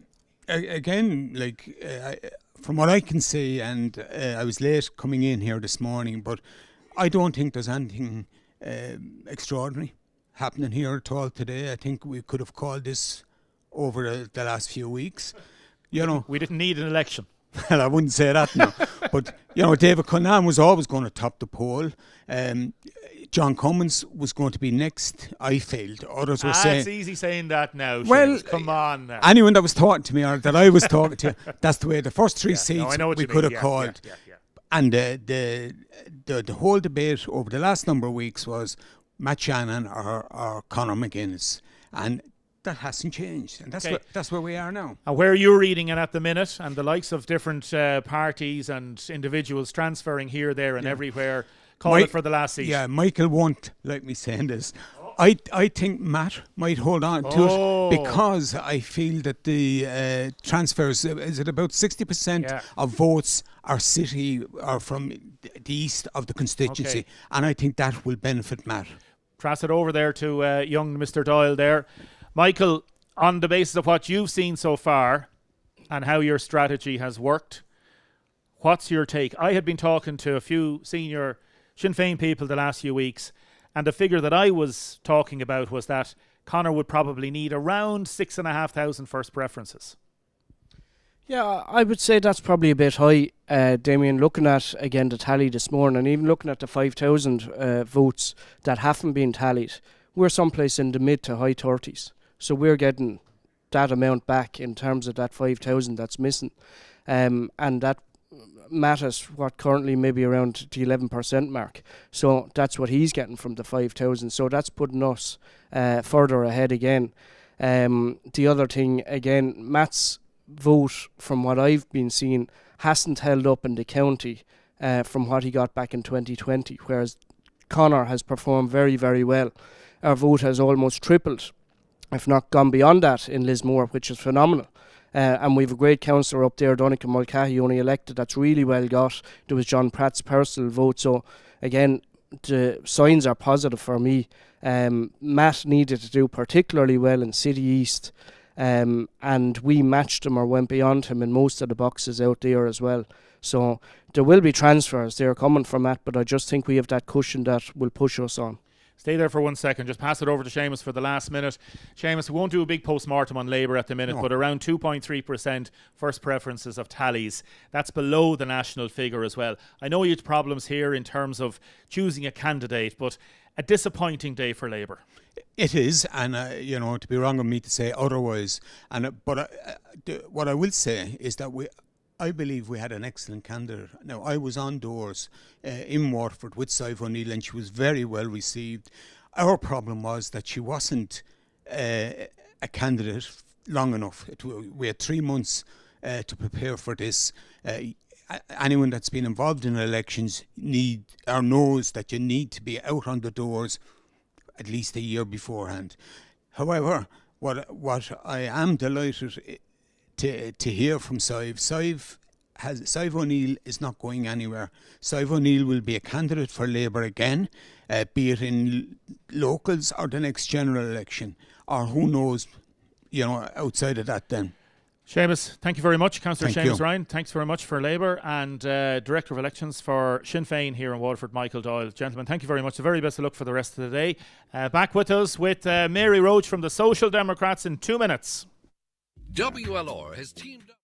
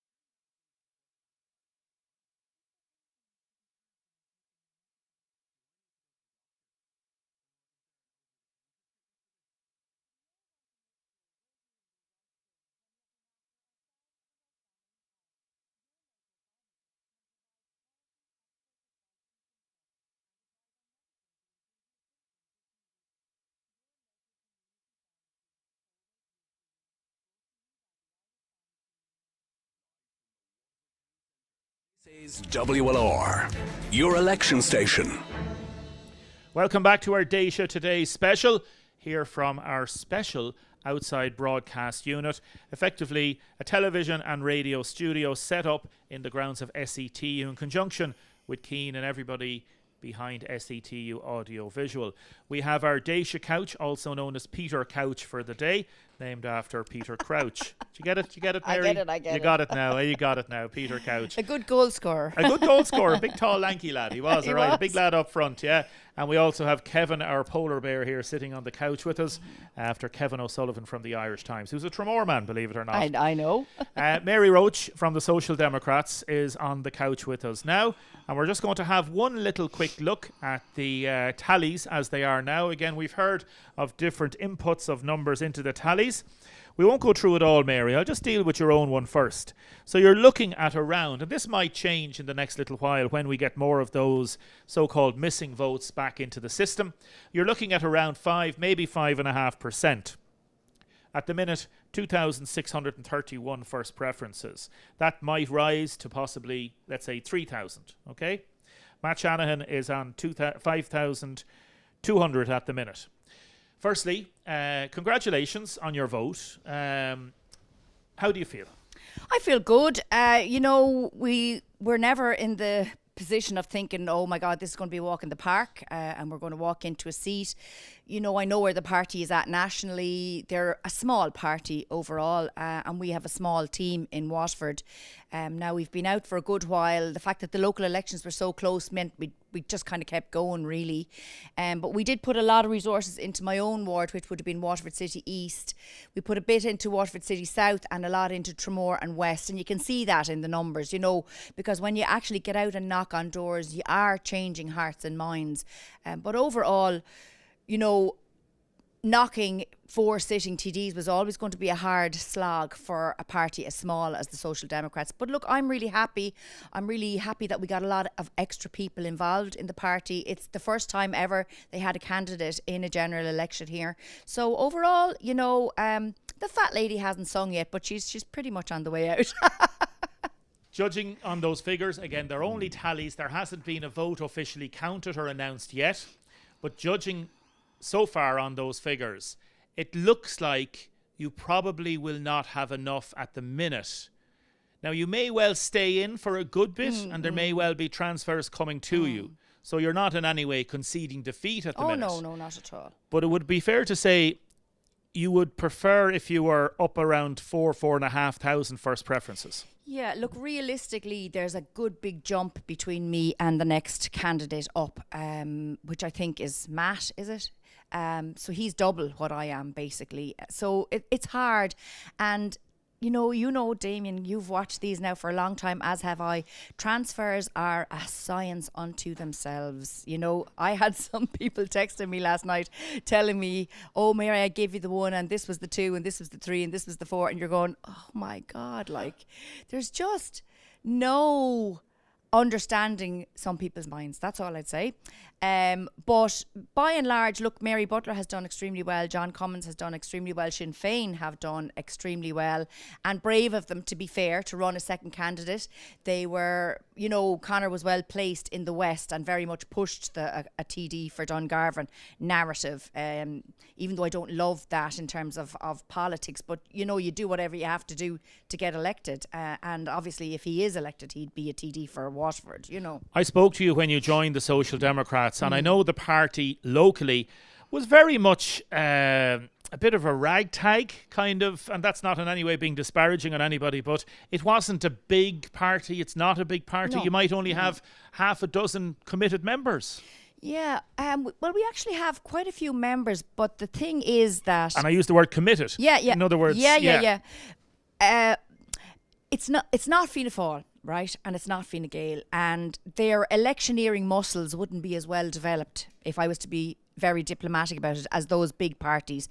So people would join the Soc Dems because they like what they believe in and they'll vote for them. But in terms of actually getting out and trudging in dark November nights, and also people are tired, people are busy these days, Damien. And the way I feel about it is, and maybe it's me, I feel people don't owe me anything, you know, so it's not like you can actually whip them into shape because, you know, people are doing you a favour if they're coming out.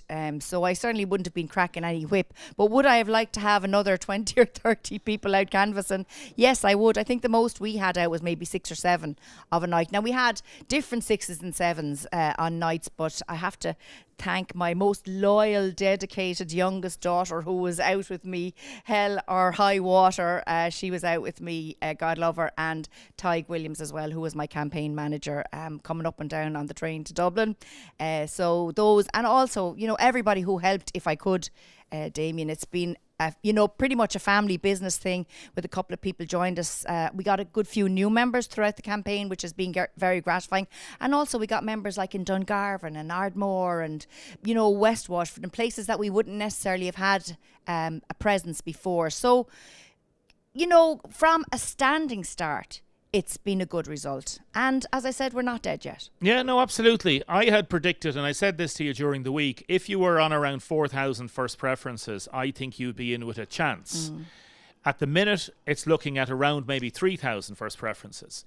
Again, that's a big gap to make up if you were looking at trying to catch Matt. Now, would you expect a lot of transfers from the likes of Mark O'Cahasig if he goes out ahead of you, and the likes of Sive O'Neill?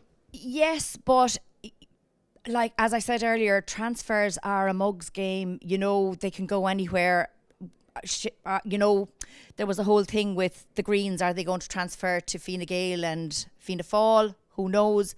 I got a really good transfer from the Greens for the local elections, which really pushed me up and, you know, gave me distance between me and the next candidate. So I might expect that. Will it be enough?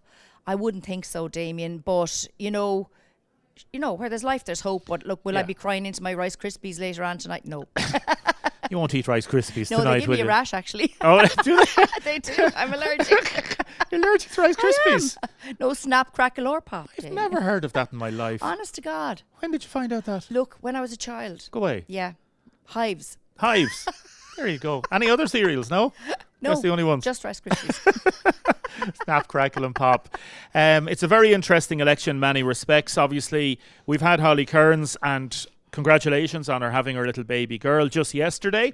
It probably, the fact that she wasn't on the campaign trail as much, I think it definitely affected. Yeah, I think it would have given us maybe an extra 1 or 2 or 3%. Who knows? But look, it's all moot at this stage. It's much more important that she had a healthy, safe baby, and a person can only be expected to do so much.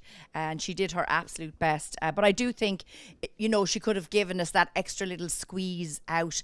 But look, so could an extra 20 people, you know, so could another 4 weeks on the campaign. 3 weeks is a very short campaign for a small party. But That's she was doing enough squeezing out herself. She was able to focus on that, I suppose, you know, wrong use of terms, as they say. No, genuinely, from a political perspective, she was and is the face of the Social Democrats. For example, your deputy leader, Cian O'Callaghan, I don't think he did great on the debate. And little things like that might make a difference. I think he was called in at short notice, which is never a great idea. But he could have squeezed a little bit more out of it, to be honest. You know. Where now for Mary Roach, if you don't get elected? Will you continue in the Social Democrats? Oh yeah, I'll continue in the Social Democrats, absolutely, and I'll continue in the council seat. And look, Damien, I love being a councillor. And as I often say to people, you know, give me a good councillor over a TD any day, because they're dealing with the stuff that's really affecting you day to day. So, that's what it'll be for me. What do you think is going to happen nationally? Just in terms of, again, we've been looking at some of the figures. Do you expect Fianna Fáil and Fine Gael to try to form the next government with the help possibly of the Social Democrats, or they might look at an amalgam of some independents, maybe the Labour Party? I would have said with the Greens, but I'm not sure there's going to be that many Greens. There may not be any Green today. TDs left. Yeah. I think their first preference after that would probably be Labour.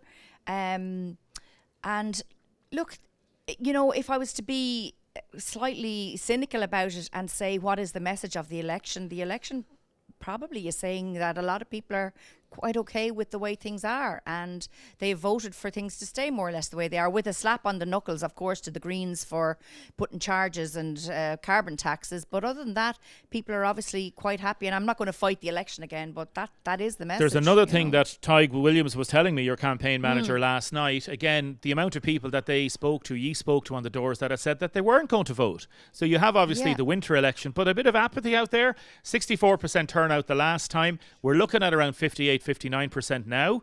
That's not good for smaller parties like ye as well, that need to build momentum with... And also, I do think that Waterford should have had 5 seats, Damien. I think, I put a submission into the Boundary Commission that, we have enough for 4.5 seats, and realistically, it would have been a beautiful way to right-size the constituency without any discussion on boundaries, which was to take in South Kilkenny. Ferrybank. Yeah, just into the constituency. Annex them. Yeah. No, not annex them. But in the way that, Wexford and Wicklow, now your own constituency in South Wicklow and North Wexford have been, it's not annexed, they have been joined, and it's a sensible thing. Like the amount of people who contacted me from Ferrybank and said, I'd love to be able to vote for you, I don't know who to vote for over here, So it would have actually solved the problem, because it is effectively the environs of the city, and it would have really meant that the people living over there would have had a say in what happens here. Yes. No. Congratulations on whatever votes you do get. Thank you. Well done. Fair play to you. wrecked. And for anybody who puts themselves up for election, well done and genuinely best of luck. You're wrecked, you're shattered, you're tired. We'll see what the first count comes up with. Mary, thank you very much. Thanks, Damien. Stay there for a second. I want to thank Mary Roach for joining us here on the Daisha Couch, Peter Couch, as it is affectionately known, during the next few hours with Kevin, our polar bear. Thank you very much, Dean and Keane, for all you have been doing for us so far. Thanks, Jennifer, for producing. We're going to be back with another Daisha Today special at 4 o'clock, from 4 o'clock till 6. You've got updates on our website. Kyle and Kieran are updating on the news now as well, and we're going to have more on our social media channels in terms of national pictures and interviews with people from all over the country in the next 2 hours. Thanks very much. We'll talk to you soon. You're listening to WLR, your election station. Easy Living Interiors, Waterford Retail Park is celebrating.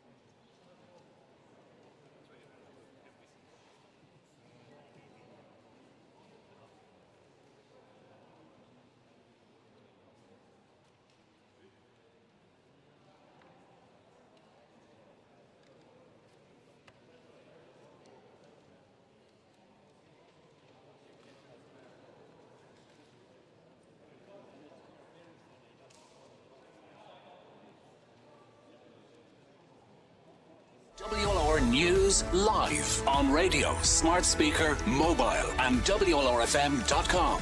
This is Ireland's local station of the year.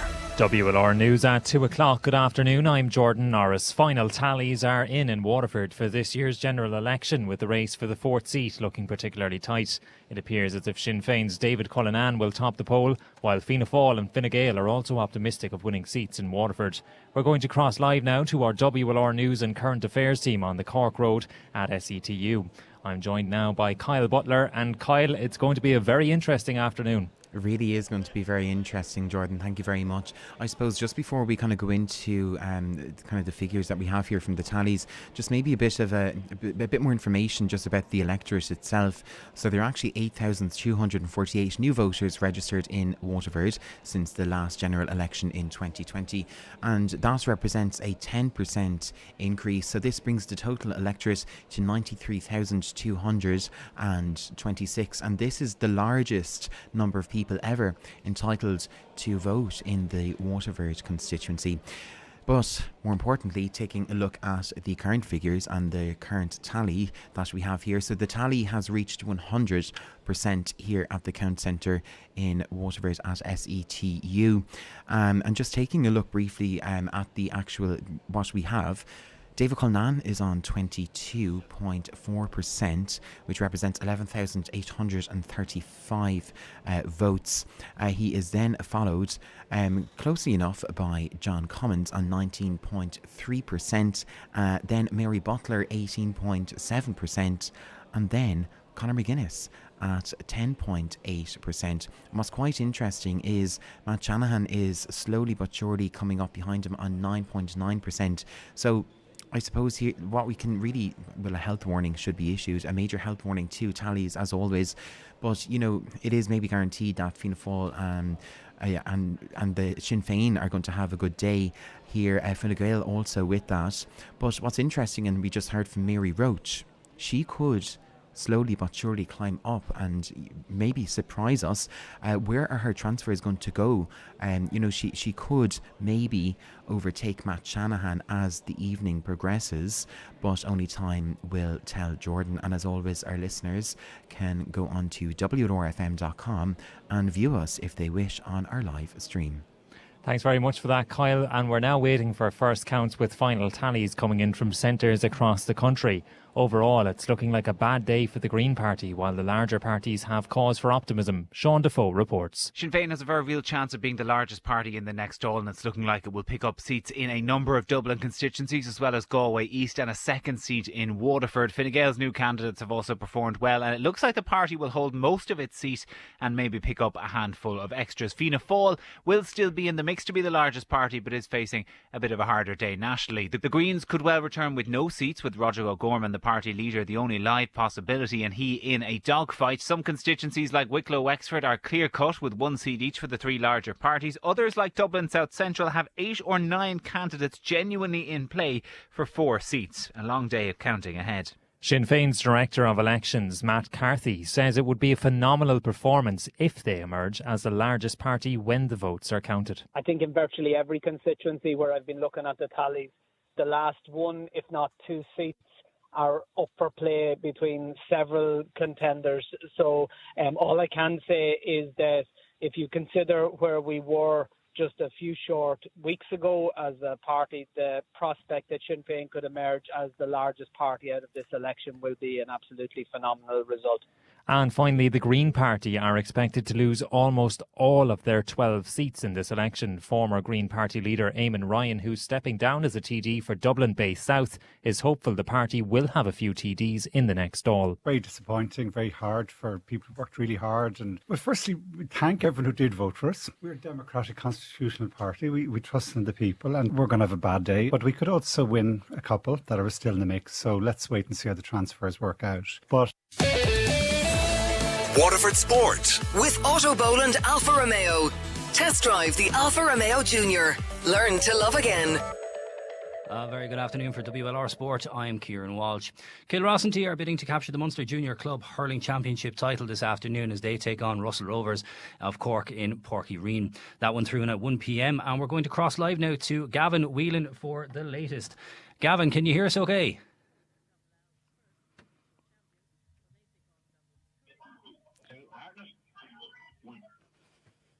Apologies, we seem to be having some technical difficulties there. What we can tell you at the moment is that the latest score in that one, I believe as of half time, apologies again, we're having some technical difficulties getting that one up. We'll bring you the latest score as soon as it becomes available.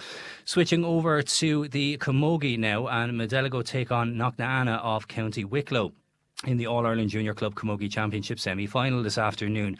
1:30 was throw-in time in Enniscorthy, and as the Munster champions faced the Leinster champions. So the score in that one currently, as of 3 minutes ago, is Medelago 1-4, Knocknaanna 12 points. To bring you back there just now, apologies, we don't have a live score for the Kilrossany match. We will get that one as soon as it becomes available. But over to hurling as well. Ballygunner are in the Munster Senior Club Hurling Championship final action for the 7th season in a row tomorrow. Dara O'Sullivan's men can win a 4th consecutive title should they see off Sarsfields of Cork at Semple Stadium. They'll become the most successful club ever in Munster with 6 titles should they be victorious. Forward Desi Hutchinson says he'll never get tired of chasing success. I never get sick of this, and people will often say you're on the road a long time or whatever it is, but when you're playing in games like this, it's impossible to get sick of it, you know.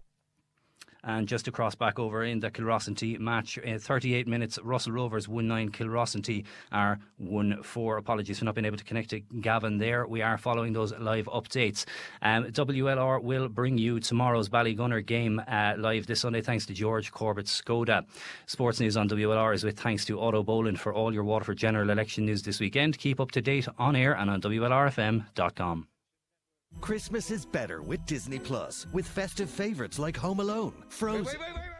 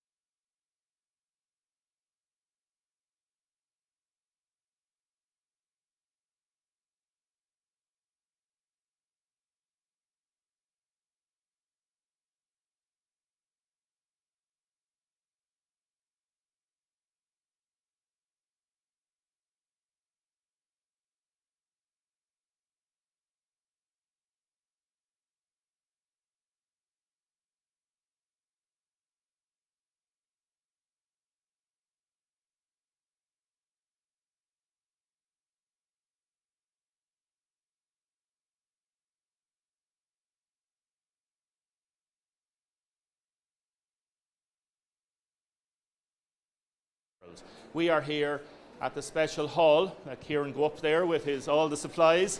It's manic here at the minute. Very, very exciting. We are going live now on many different audio and streaming platforms. So we're on the website, we're on many other platforms in terms of Facebook Live, LinkedIn, TikTok. This is courtesy of brilliant work by our team at WLR and also by SETU Audio Visual. Eddie's on the cameras today. Eddie is going to be showing the entrance door. That's where people will be coming in. And it's a ticketed affair, a fully ticketed affair. So we're going to go inside here. We're in the hall in the SETU main campus. And this may well be repeated later on in the evening. So you might be watching this on playback. So Eddie is just going to pan across there now. And you can see all the people getting ready to go. The time now is 8:48. And we are 12 minutes before the opening of the boxes.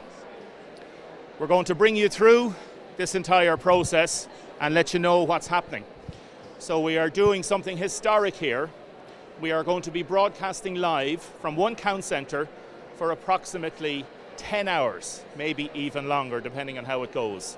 We're at the Waterford Count Centre.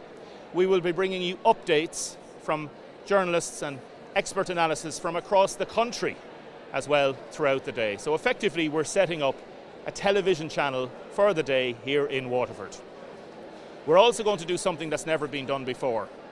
We are going to, from the very second the boxes are opened, we are going to show you how the tally system works. Ireland is unique in world democracies in how this system works. We should be very proud of the system, and the system sometimes is clouded in secrecy. So we're going to delve into it. We're going to show you what it's like behind the scenes. We're going to explain it to you, and in a way it is a celebration of our democratic traditions. It's brilliant. It's really, really great. You can even get down to how close an area somebody may have voted in. Political parties would have used a lot of this information in the past for various reasons, and they still use it to know who votes for them as quick as possible. So, up in our studio, in our building just behind us, the room upstairs, we have Dean and we have Keane, and they are going to be dipping in and out of some wide shots, and we'll get a wide shot there of the hall as it is. And as you're looking at the wide shot of the hall, what you're seeing is a cordoned off area. Again, a lot of people would never have been to a count centre. And there's railings. So inside those railings are all the council officials or the court officials. So these are people that will be emptying out the boxes onto the tables, and from that they will then be sorting the ballots. So the first thing is to sort the ballots. And I'll explain this as it happens just before the boxes are opened. They effectively will be putting the ballots out on the table, and the people on the other side of the railing will be able to see these ballots. And they're allowed to see them, and it's part of the process. And they'll actually open up the ballots facing the people outside of the railings so they can read what numbers are on it. So each ballot paper has the names of the candidates, and beside then there's a box. And it might be 1, 2, 3 or 4, maybe all the way down to 15 as it is here in Waterford. So the tally men and women, you can call them, I suppose, the secret purveyors of this amazing experience. We're going to look at them and examine them, and a bit like David Attenborough, we're going to be looking and seeing how these aficionados of the electoral process will hunt for their prey. And the prey is information. Information, information, information. It is key.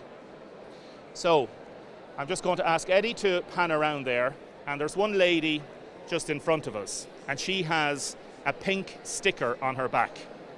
So watch out for these pink stickers.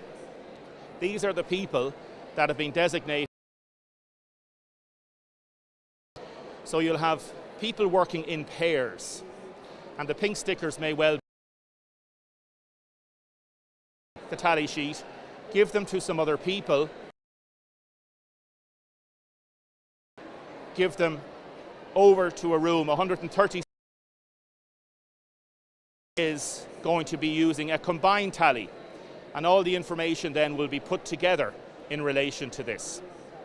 So there'll be one person looking at the ballot sheet, and we'll call, let's say, David Cullinan, for example. Cullinan 1. They'll only call the first preference. There are some other more intricate tally men and women assigned in different boxes that'll be looking at second tallies. But for the purpose of this, it's first preference tallies. So they're going to work in pairs. Somebody will say Cullinan won. Then the next ballot paper will come out and they'll say Butler won. So the person then will have a tally sheet and they will write on this tally sheet, I suppose, a little tick beside each candidate depending on the number of number ones they get from that box. Okay? Now, let's walk around a little bit and we'll get you some shots here. Eddie will walk across here. And we'll stand here at the corner for a second and we'll pan down there. So as you can see, we have all the counters, all the people that are coming out. They're waiting for the boxes behind them to be put on the table. Then we have the tally men and women who are looking over the railings and they are going to be explaining and capturing this information. And the parties work together in most constituencies. It's really, really good. They work together and they share their tally information, which is very important, because what that means that when all the information is collated, it turns out to be very accurate.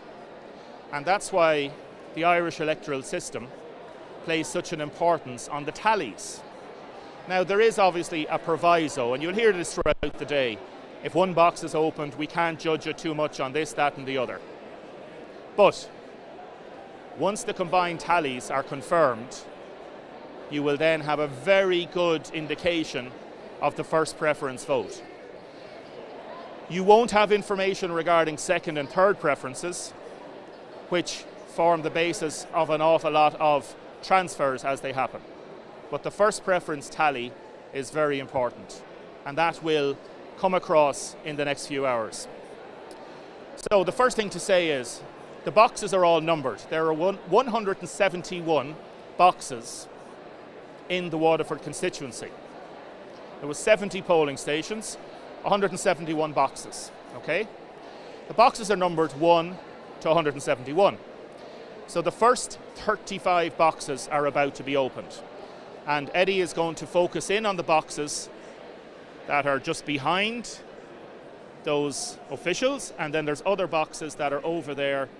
They'll be coming up in the second tranche. So Michelle O'Connell, the returning officer, has decided that the boxes will be opened in groups of 35. So the first 35 boxes will be opened at 9 o'clock.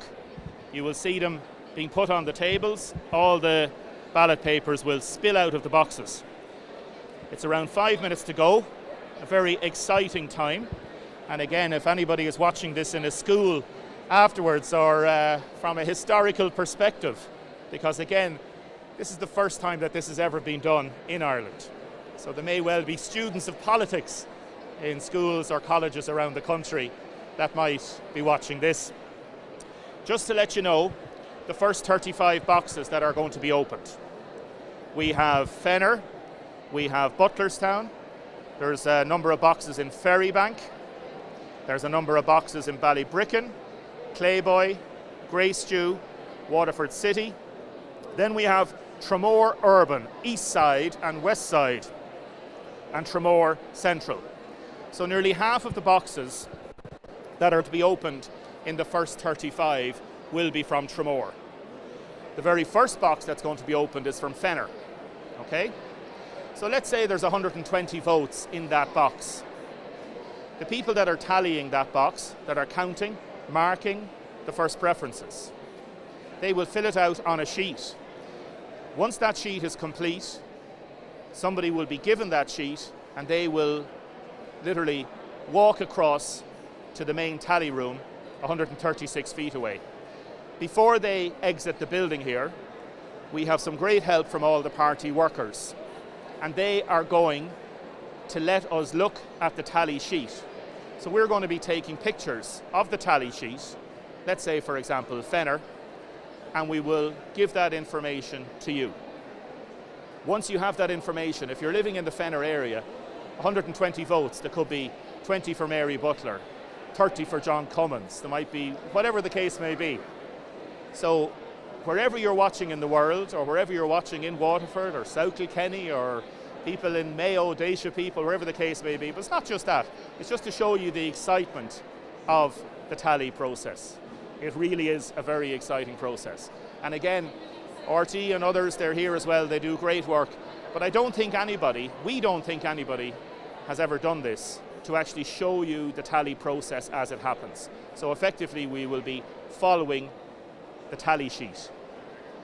If we have 171 boxes, we may well have 171 tally sheets. We may not. But even if we got 60 or 70, it'll give you a very good indication from your area. So if you're in Passage, if you're in Ballysaggart, if you're in Farran-Shaneen, if you're in Portlaw, we will get as many tally sheets as possible. If we don't get your specific tally sheet, we will try and find it out afterwards in terms of the overall tally, because they will all be inputted into a computer, but we will be able to access that information as well. So for the next 2 hours, again, 2 minutes to go now before the opening of the boxes. I'll get Eddie to come over here and we can see the boxes behind us. For the next 2 hours, we are going to be examining those tally sheets. Good morning, we are going to be looking at them and seeing how it goes. The returning officer. Now we've got some information from the returning officer. Number of announcements from the returning officer, and we'll let Keane or Dean take a wide shot on this.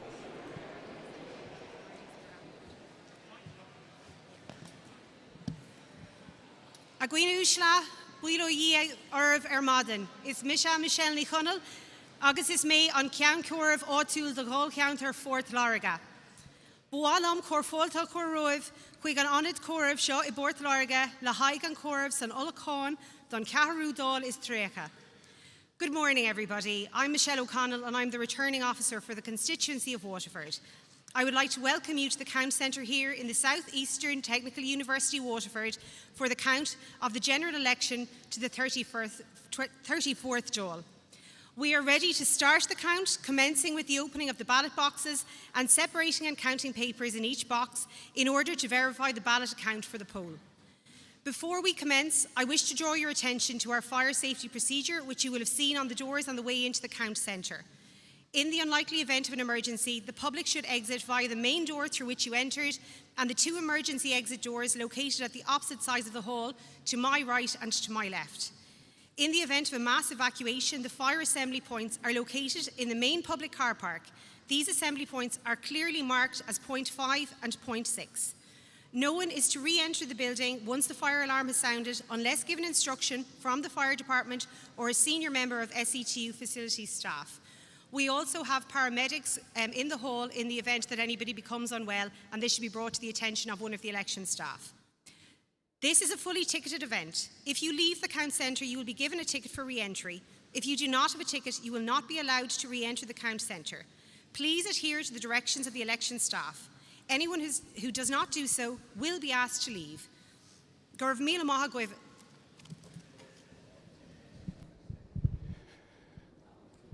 Okay, we have heard from Michelle there now, and the boxes are just about to be opened. You may be watching this on repeat and finally, later we'll on direct in the Count staff evening. to begin to open the boxes starting number 1 to 35 and declare the count officially open. Okay, again, the magic moment when the boxes are literally opened. As you see, they've all been sealed. Their seal is cut, and the boxes will be put onto the table, and the ballots would literally tumble out of the boxes. They make sure that no ballots obviously fall over the edge. As you can see, some excellent shots there from Eddie in terms of making sure the ballots stay on the table. Looks a bit archaic in some respects, literally bundling them out, but it's a system that has worked for over a century and works very well. As you can see then, they're not counting the ballots at the minute. What they are doing is they're sorting the ballots. So they're putting the ballots out facing the tally men and women, okay? Facing the tally men and women.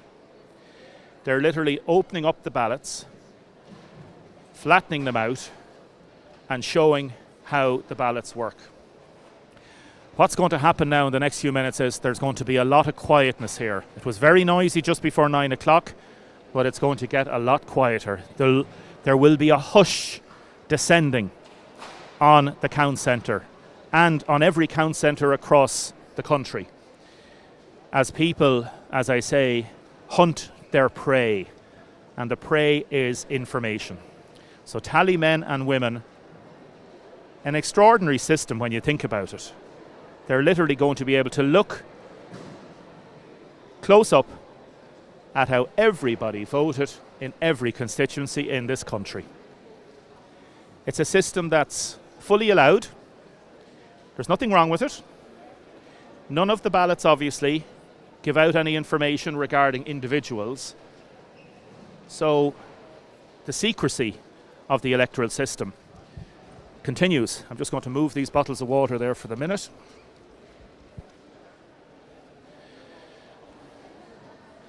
And let's just stand in here beside Christina and we'll show you how the ballots work, how the tally system works.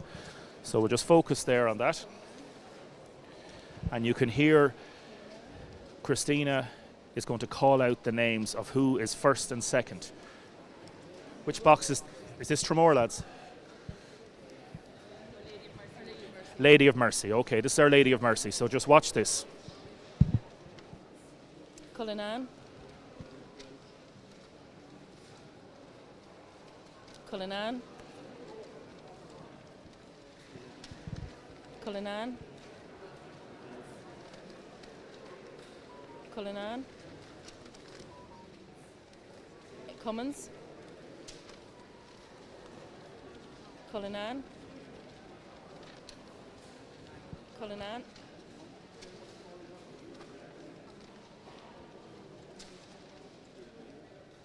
Cummins. Curtin.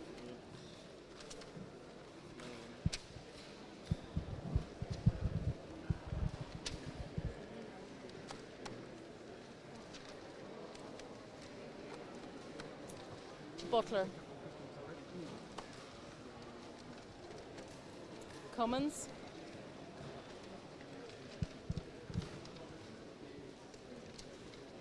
Shanahan. Roach.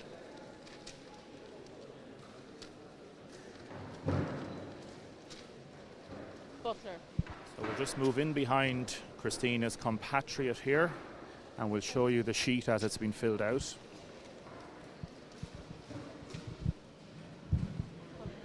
So as you can see, there is a tick going beside each person when a number one vote comes in. And from this box we are seeing David Cullinan doing very well. This is Our Lady of Mercy, box number 3, Waterford City. So this has been replicated across the constituency and in every constituency in the country. And you can see all the staff assigned to the count. They are carefully unfolding all the ballots. Most of the ballots have been creased, if you want to call it, or folded over. So they literally open up the ballot and they are showing it and laying it out facing the tally people, and those tally people are literally writing down the number ones. So these are number one tallies. As I say, it's an amazing system, a really amazing system, how it works. So if we're looking at 120, 130, 140, maybe 200 votes in each box, once the votes from all those from that box, once those votes are all laid out, that tally of that particular area will be complete. So again, this is the crucial part of what's happening. Now and the next 2 hours, as these votes are sorted and as these votes are tallied, the information that party workers can get from this process is phenomenal. Phenomenal. So they'll literally be able to know in a parish who is doing well. They might even, it doesn't break down by street, the sanctity and the privacy of the vote is still confirmed. So there's no messing around with finding out about how people voted. It's done area by area, box by box, and that's very important because our electoral system values very highly the privacy of the vote, and this process in no way diminishes that. So it's a very good system. It works really well. It's amazing, as I say, how party workers for the next few months will examine all these tallies, and they literally will form the basis of maybe how they canvass for the next general election. They'll look and see where they've done well in particular areas. They'll also then be able to see how people can do better, who did relatively well, who could have done better, and all those type of things. As we know from the exit poll last night, that was commissioned by RTE and the Irish Times, the three main parties are neck and neck in terms of the overall first preference exit poll of more than 5,000 people. That doesn't give us an indication constituency by constituency, but it does give us an indication that in terms of first preferences, Fianna Fáil, Fine Gael and Sinn Féin will be very close. They had Sinn Féin just slightly ahead, 21.1%. Ahead of Fine Gael, Fianna Fáil on 19%. So we'll just come back here to the tallies, Eddie. And as you can see now, the piles are getting smaller.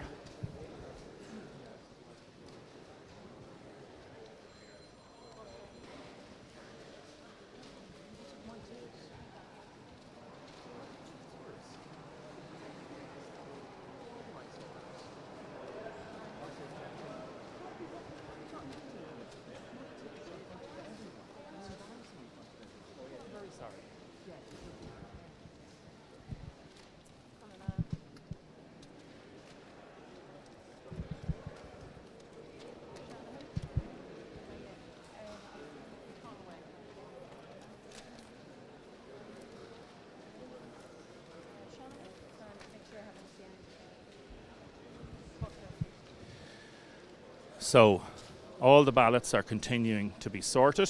As you can see, the piles are getting smaller. So they're being all sorted into groups of maybe 10 or 20. And they're all being put together and put out. So we'll get a little bit more from this.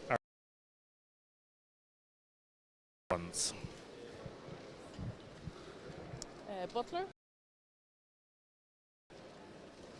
Butler. Butler. Cullinan.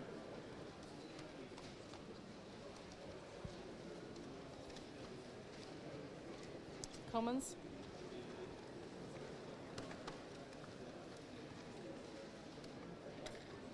Cullinan. Cullinan. Cullinan.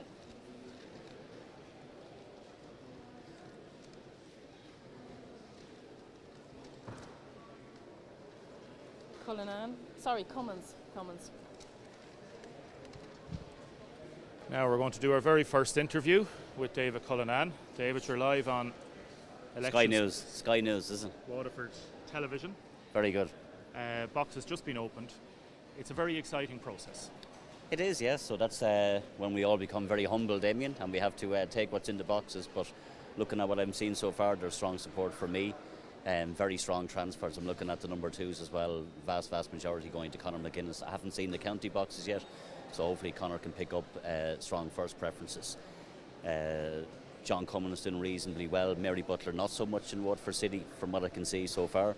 And again, the big proviso, it's only the first 35 boxes. We're only looking at, so it's But I very, think very... the trends that, normally early on you see when somebody is doing well. So far, I'm very pleased with what I'm seeing. And obviously, we have a long couple of hours to go before we get a clearer picture, Damien. So it'd be unfair for me, at this point to be saying how it's going to pan out. I think we have to be fair to all candidates and wait until we have, maybe after the first hour and a half, reasonable tallies in. But it's looking good for Sinn Féin here anyway, that's for sure. You staked a lot on you getting a bigger vote.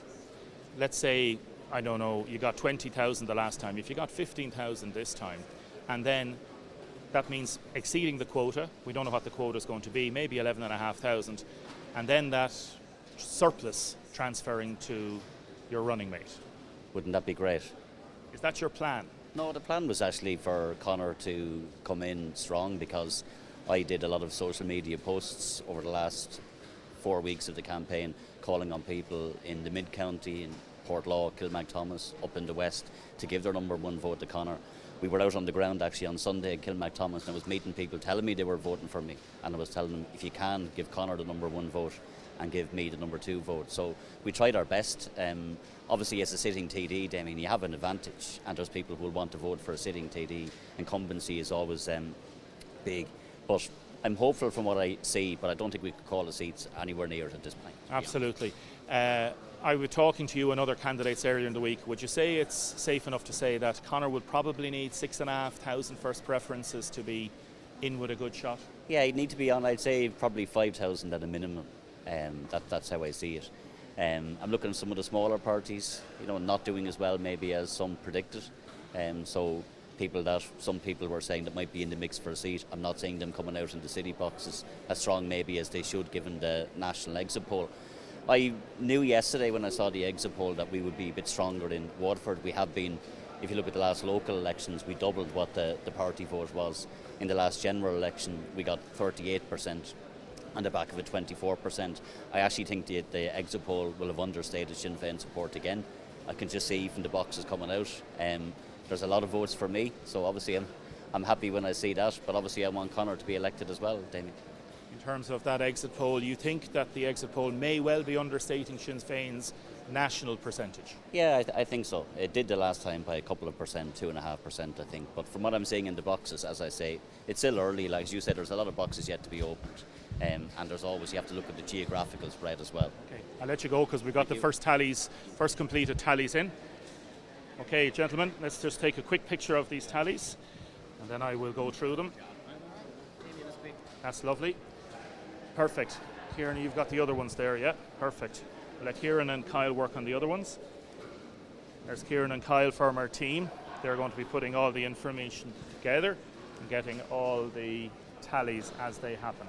So as we say, the very first box has come out, and I'm going to go through this, and Eddie can focus on the people that are still tallying, and there'll be more tallies coming on in a minute.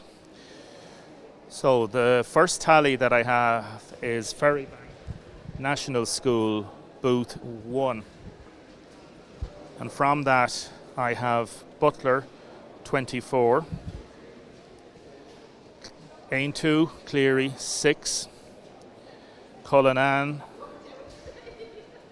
25, Cummins 16, people before 2, McGuinness 2, none for Joyce and Mangan, O'Cohesig 3, O'Neill Independent none, Conway, we had Conway earlier, none from that box, and Shanahan is at 8.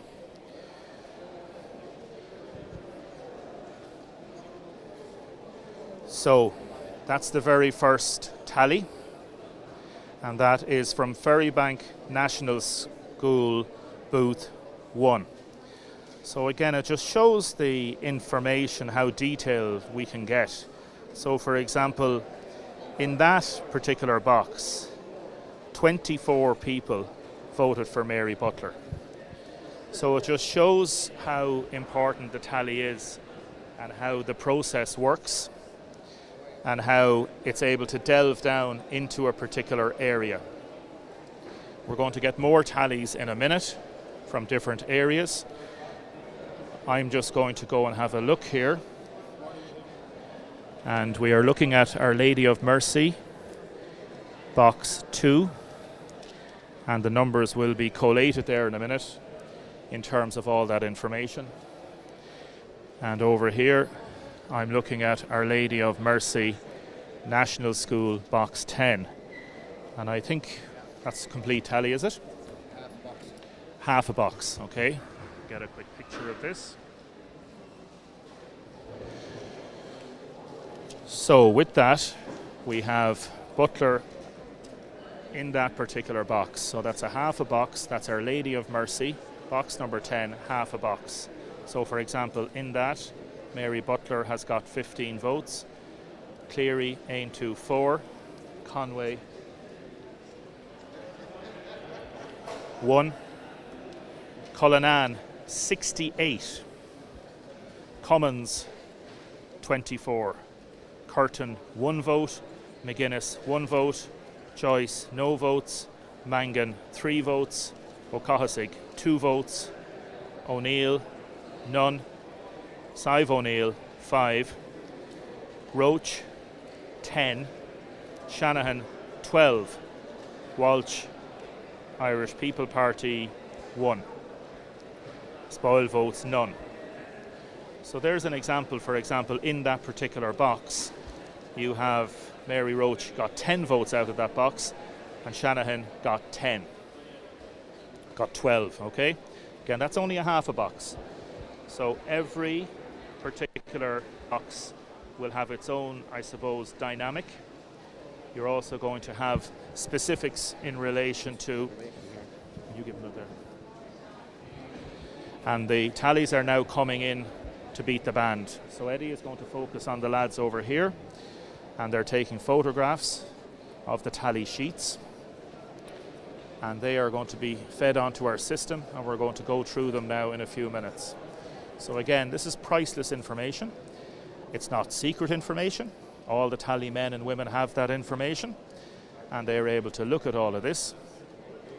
So those tally sheets are going to be brought in a minute to one of the other rooms. They're all going to be combined and put together in a combination tally. So as Eddie walks down this area, and we'll get some wide shots as well, I'm going to go through a few more as we walk and talk.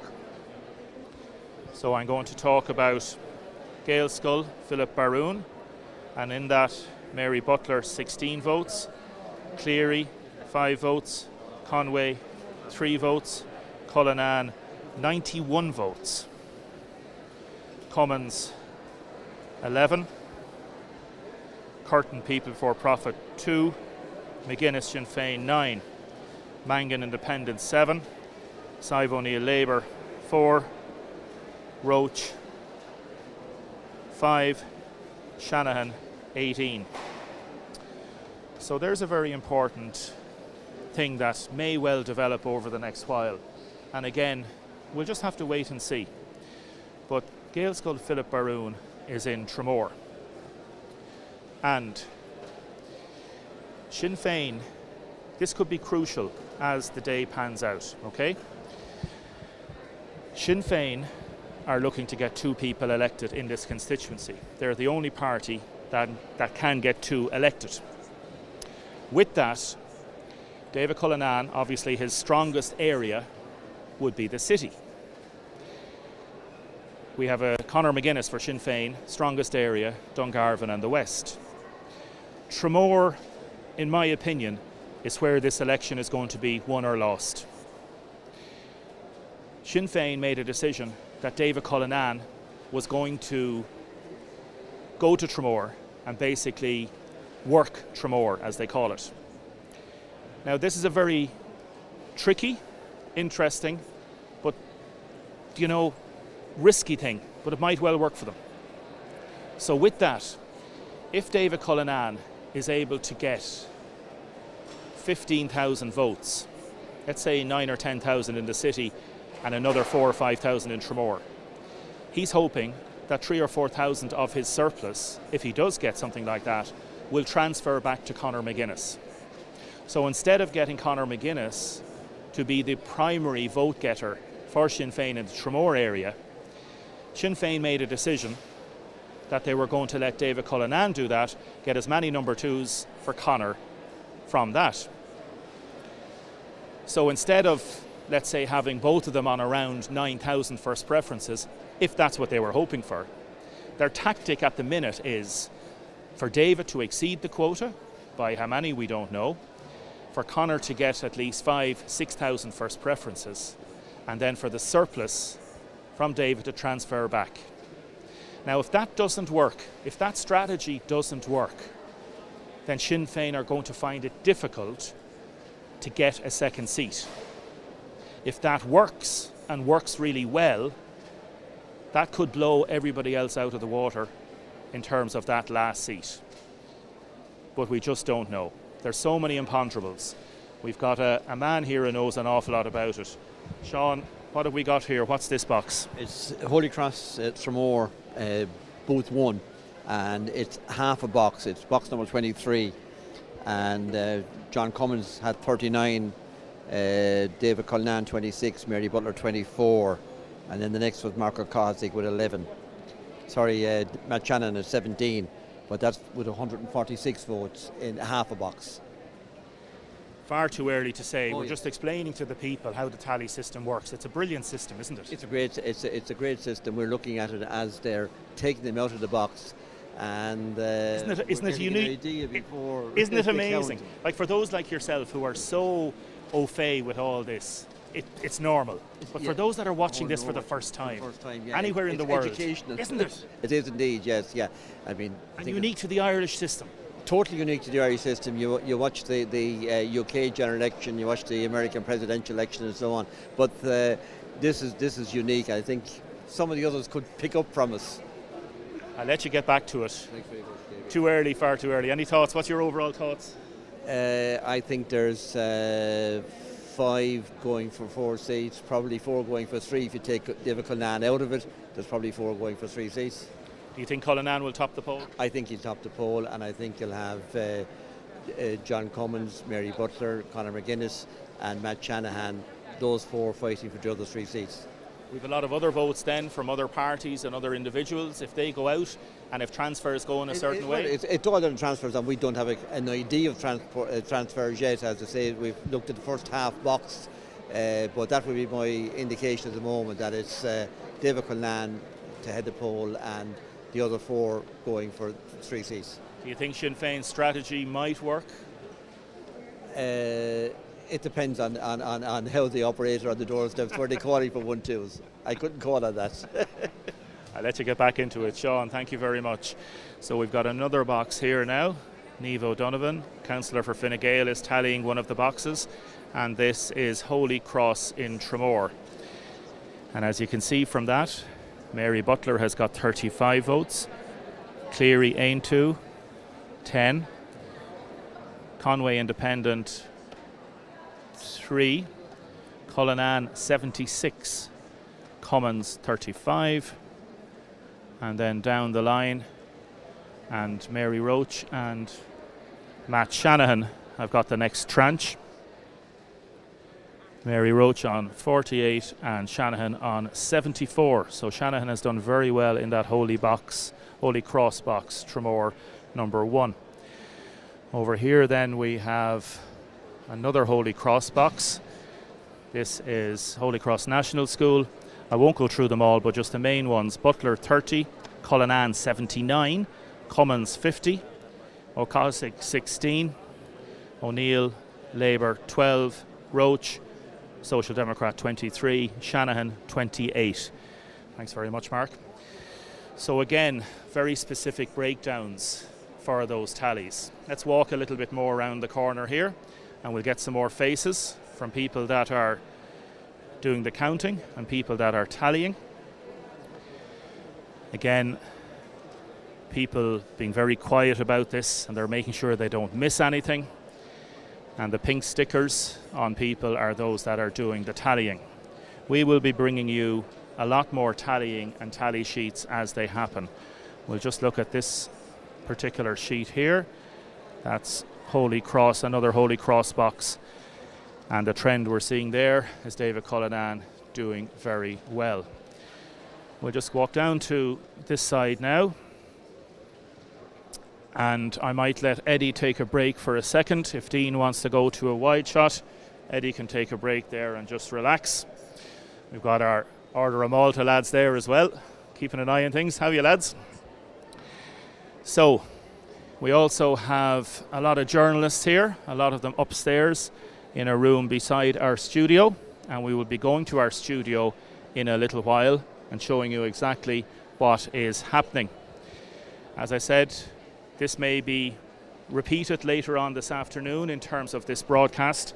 So if you're watching this broadcast later in the afternoon, what you are watching is the very first time any media organisation has gone live from the start of a count and showed you exactly how people are voting in each particular polling station, and even more than that, each particular ballot box. So we're going to be getting all the information and putting all these together. Our team, which includes Kyle and Kieran and Jennifer, will be using and putting all that information together. So as Dean is focusing on the wide shots, I'm just going to go through a few more figures. We've got Butlerstown, Mary Butler 16. We have John Cummins 26, David Cullinan 22. Then we have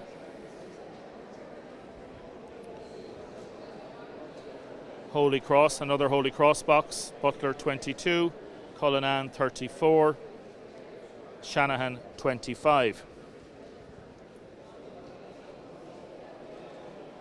Then we have Tramore Coast Guard. Okay, so that's the polling station that was at the Tramore Coast Guard.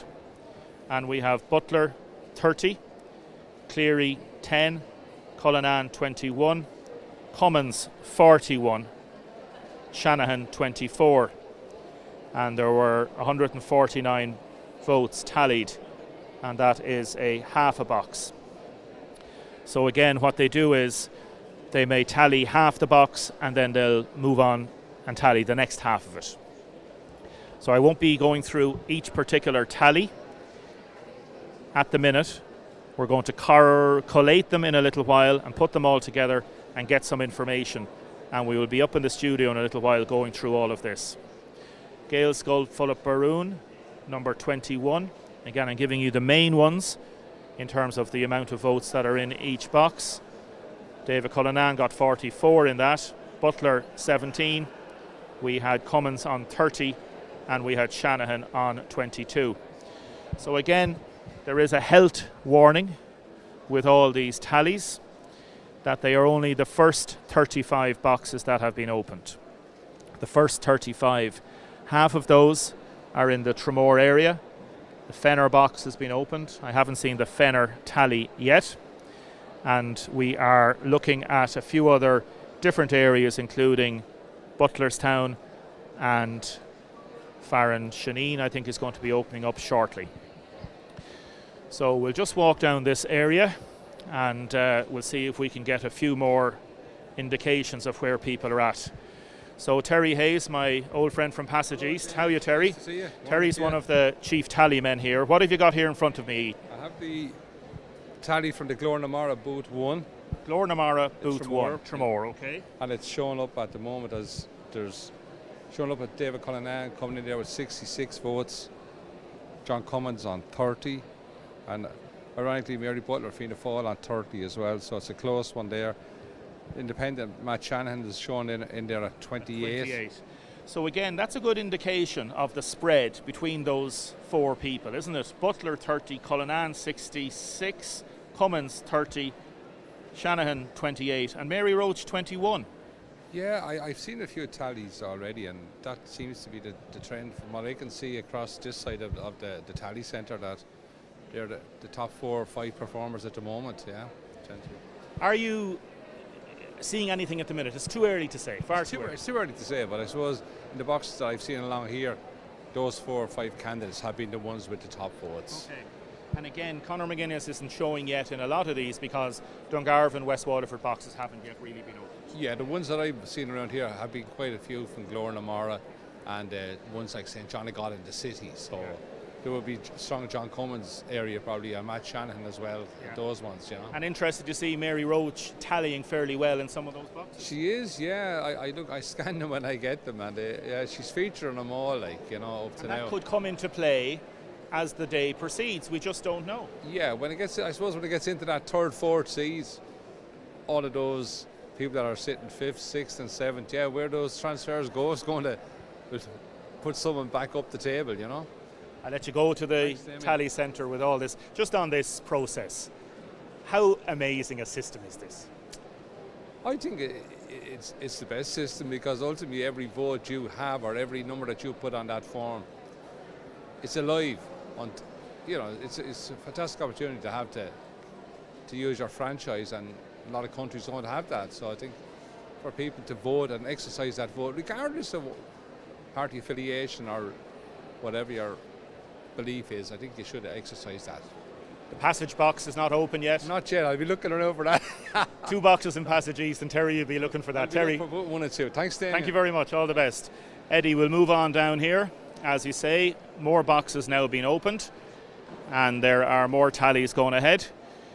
There is Joanne, a number of councillors then from different parties helping out with different tallies. And we'll just have a look down here and see which boxes are in here.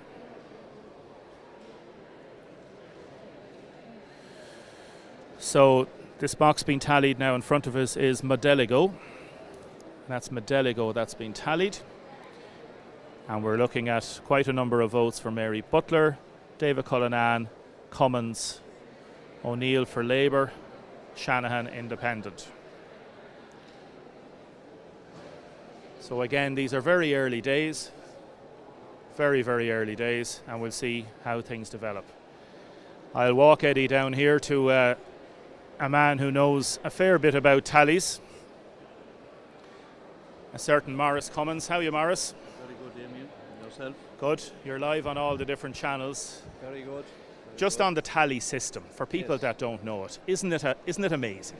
It is amazing, and actually, I must say this has been one of the best systems that I've seen so far, because we're usually looking over the shoulders of the people that are counting, but this time, in fairness to the returning officer, she has them facing out the way, so it's a lot easier for the tally people there to actually see the votes. We're trying to keep up, of course, with the counters. They're so good, they're flying, so they are there. And just that simple change where Michelle, our returning officer, and if Eddie wants to focus over there, we've got all the council officials and the court people, and there's Michelle in the white blouse and the green suit, and she is the returning officer, the person in charge, effectively, of this entire count. So she said to all the counters, do you know what? Put the ballot papers facing out the way, and it helps a lot, and it doesn't deny the counters as much as well, because people were previously we'd be looking over person's shoulder trying to see where the number 1 is, and you're asking people to stop, could you hold, I missed that one. But this way it is a lot easier. The actual paper is out in front of you and you can see the number 1 there, so it makes it a lot easier for the tally people. It's the first time in a long while that Fine Gael are only running one candidate in the constituency. Your son John, that's right. Obviously. I understand you did a really, really good campaign. You were very happy with what you did, and the unity within the party. It's something that I haven't seen, and I'm here 30 years in this area, Maurice. It's something I haven't seen.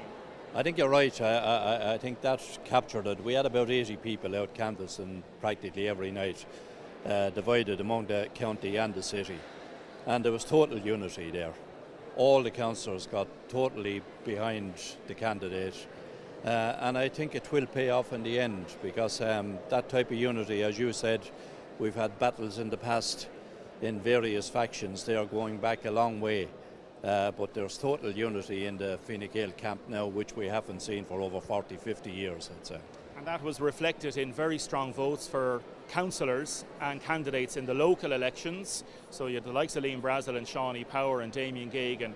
Do you think all those votes will stay within the party? Oh, certainly not all of them will stay within the party, because a lot of those will be personal votes as well.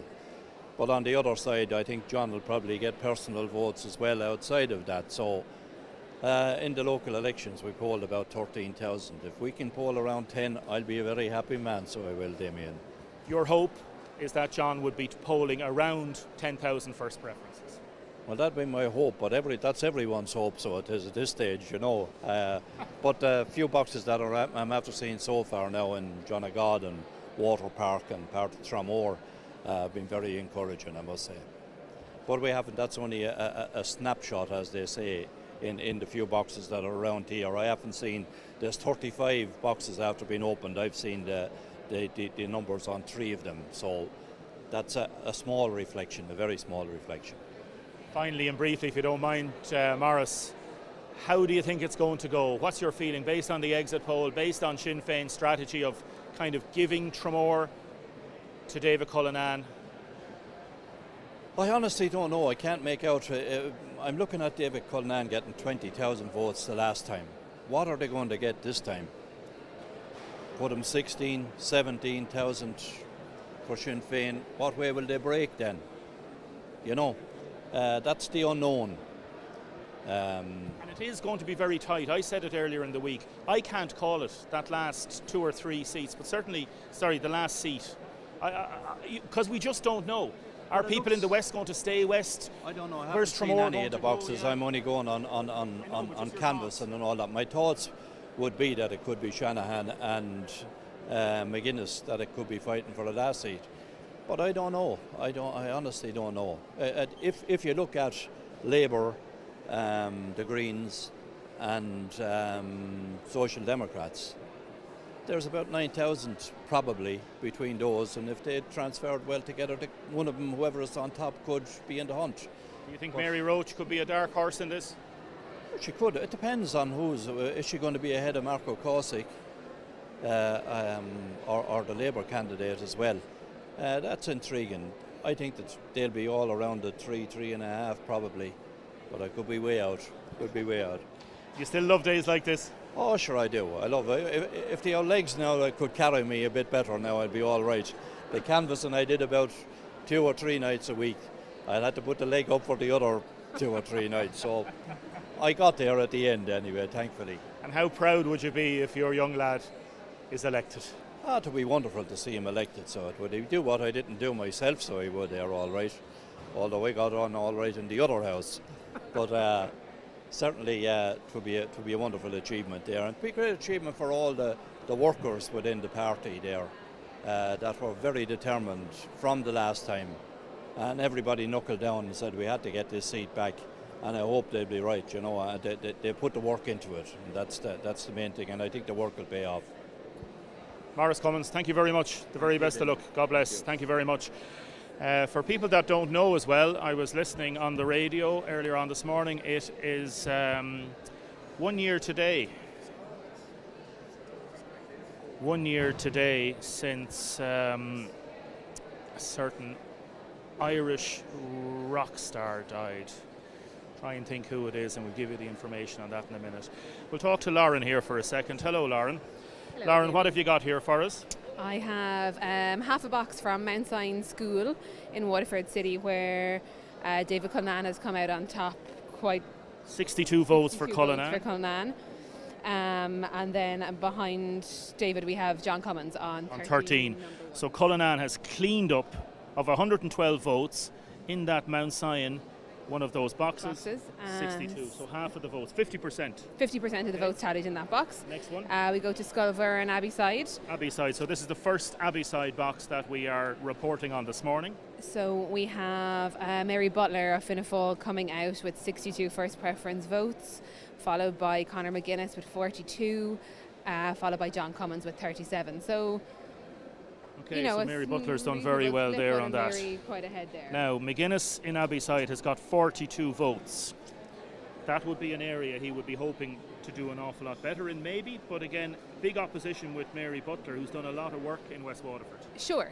Yeah, you have to remember it's half a box I know. of one box. But yeah, you would have thought that Conor McGuinness probably would have hoped to have higher first preferences there, I think. Mary has run a good office there for a long number of years as well, so maybe it's her support coming out to acknowledge the work she has done there in the area. So just on this, what do you think of the whole tally process? I love it. I love it. I'm working in politics now 15 years, and every year it gets better. I was like a child at Christmas last night going to bed. It's a great day. I think for anyone who, whether you're connected to a candidate or you're a political observer or you have any interest in politics, it's a fantastic display of democracy in action. Like you couldn't but be interested, I think. And so far so good here in Waterford. They're running a great operation this morning. We seem to be moving through the boxes at a fairly rapid pace, I have to say. Yeah. No, it's a great hoping day. your man John Cummins will get elected? I am, of course, Damien. But look, John, myself and Brandon have worked really hard over the last 5 years, and I think, I hope, the people will recognise the work that we've done for the people of Waterford. Yeah, so hopefully it'll be a good day for us, but it's far too early in the day to say anything. I'll let you go. Thank you, Lauren. Thank you very much. Okay, we're going to move on. We're going to head back over to the screens, and we're going to take a wide shot and let Eddie relax with his camera work for a minute. And there's a nice wide shot.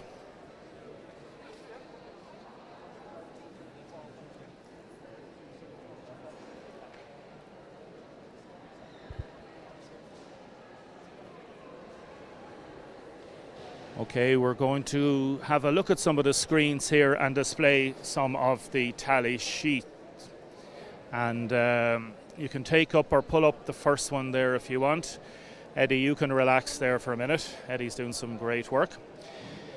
So, as you know, we're looking at all these tally sheets, and we're going to try and get as much information as possible. And Kyle and Kieran and Jennifer are putting all those together. Now, I've got one there, Waterford, can't read the top of that, but let's just mention it that, that's Fenner on the left. Okay, we've got Fenner on the left, so now you're looking at the Fenner tally.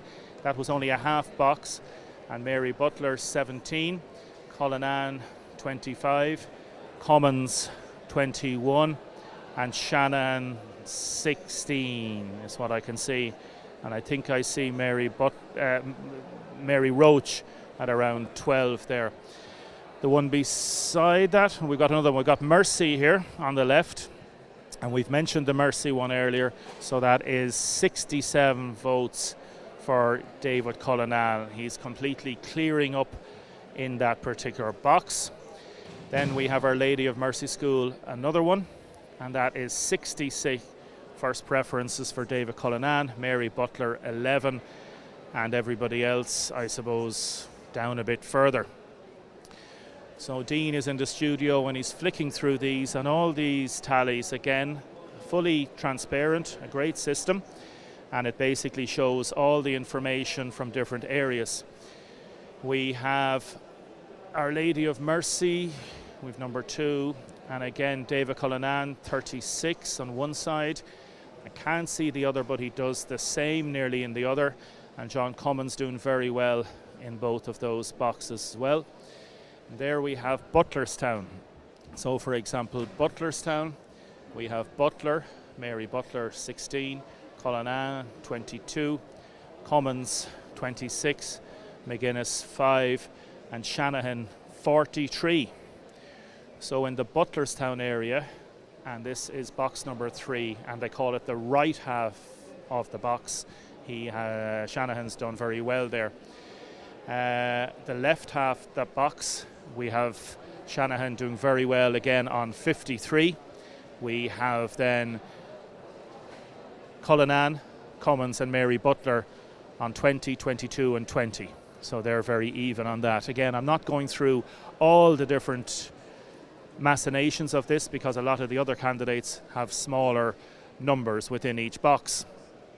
We've got the left half of another box there, and that was Butlerstown, and we've seen in this particular box Jane tallied this we have Cummins on 53 votes from that box, Cullinan 34, Shanahan 24.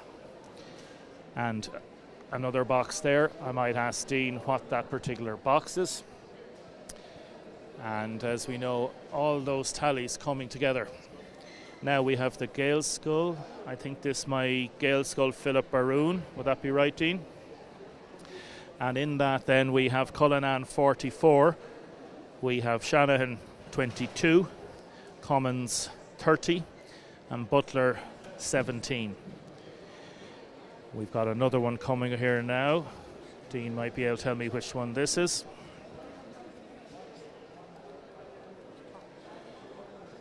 Glornamara, we have Cummins 37, Shanahan 23, Cullinan 17.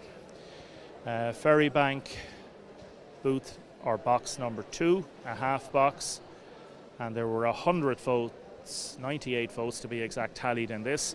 Cullinan has exactly half of them, 48, well, nearly exactly. I didn't get an honour in honours maths. But he has cleaned up in that particular box. And Mary Butler 6. Now another half box from Ferrybank, Cullinan on 53, Butler on 13, Shanahan on 9, and 111 votes in that box have been tallied. We've got Water Park National School, box number 34. So of Water Park, we have, can't see at the bottom how many, but let's say Cummins 60 and Shanahan 57, Cullinan 53, Butler 44. So that's a good indication. Water Park National School, full box, Shanahan and Cummins neck and neck from that box. 60 from Cummins and 57 from Shanahan. We've got Tramore Coast Guard, the right half, box number 22. From that we have Cummins way out in the lead in that box, 55. Butler 29, Shanahan 27, and Roach 15. And these tallies, people are very interested to see how they're all going. Again, we'll get as many of them as possible to come together. That's 170 from that box. We've got Gale Skull Tramore booth 2. Cullinan, of that, he is looking at getting 81 first preferences. We are looking at Butler 25, Cummins 29, and interesting Roach and Shanahan 14 votes each from that. Now we have Tramore Gale Skull, and we have Cullinan on 60, Cummins on 22, Butler on 12, Shanahan on 10, and O'Cohesick only 6. So an area that Mark O'Cohesick would have done very well in the last while. It's safe to say Mark O'Cohesick is not featuring in these tallies. We've got St. Joseph's, Parnell Street, box number 63. So we're now into the second tranche of boxes. And of that, Cullinan 39 votes, way out ahead of everybody else. That's only a half box. So Cullinan, more than half of the votes, first preferences, tallied in St. Joseph's, Parnell Street, box number 63, and that is a half box. I'm going to go and talk to Kyle in a second. Okay, I'll tell you what, we'll come back in a minute and we're going to go to a break, and we're just going to leave it on a wide shot. We'll come back with more information in a little while. Stay with us, back in the next 5 minutes.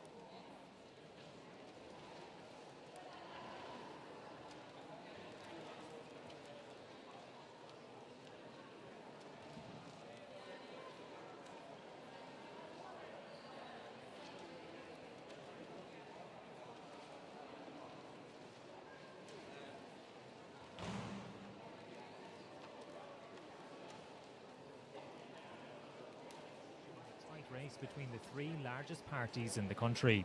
Sinn Féin, Fine Gael and Fianna Fáil are all within 1.6 percentage points of each other. Boxes are now opening and we can cross live to our WLR News and Current Affairs team on the Cork Road at SETU. Kieran Foley is there, and Kieran, there are some interesting early indications but a long way to go. Yes, a very good morning, Jordan. Lots of activity here at the Count Centre within the past hour. And of course, all of the focus has been on the tallies. The tally men and women have been working very diligently to compile all of their figures. And I can bring the latest tally figures to you. So we're looking in alphabetical order. Mary Butler, Fianna Fáil, she's at 14.1%. Ronan Cleary, Ain2, 3.3%. Frank Conway, Independent, 0.9%. David Cullinan, Sinn Féin, 28.2%. John Cummins, Fine Gael, 18.9%. Patrick Curtin, People Before Profit, 1.3%. Conor McGuinness, Sinn Féin, 5%. Aaron Joyce, Independent, 0.3%. Killian Mangan, Independent, 1.9%.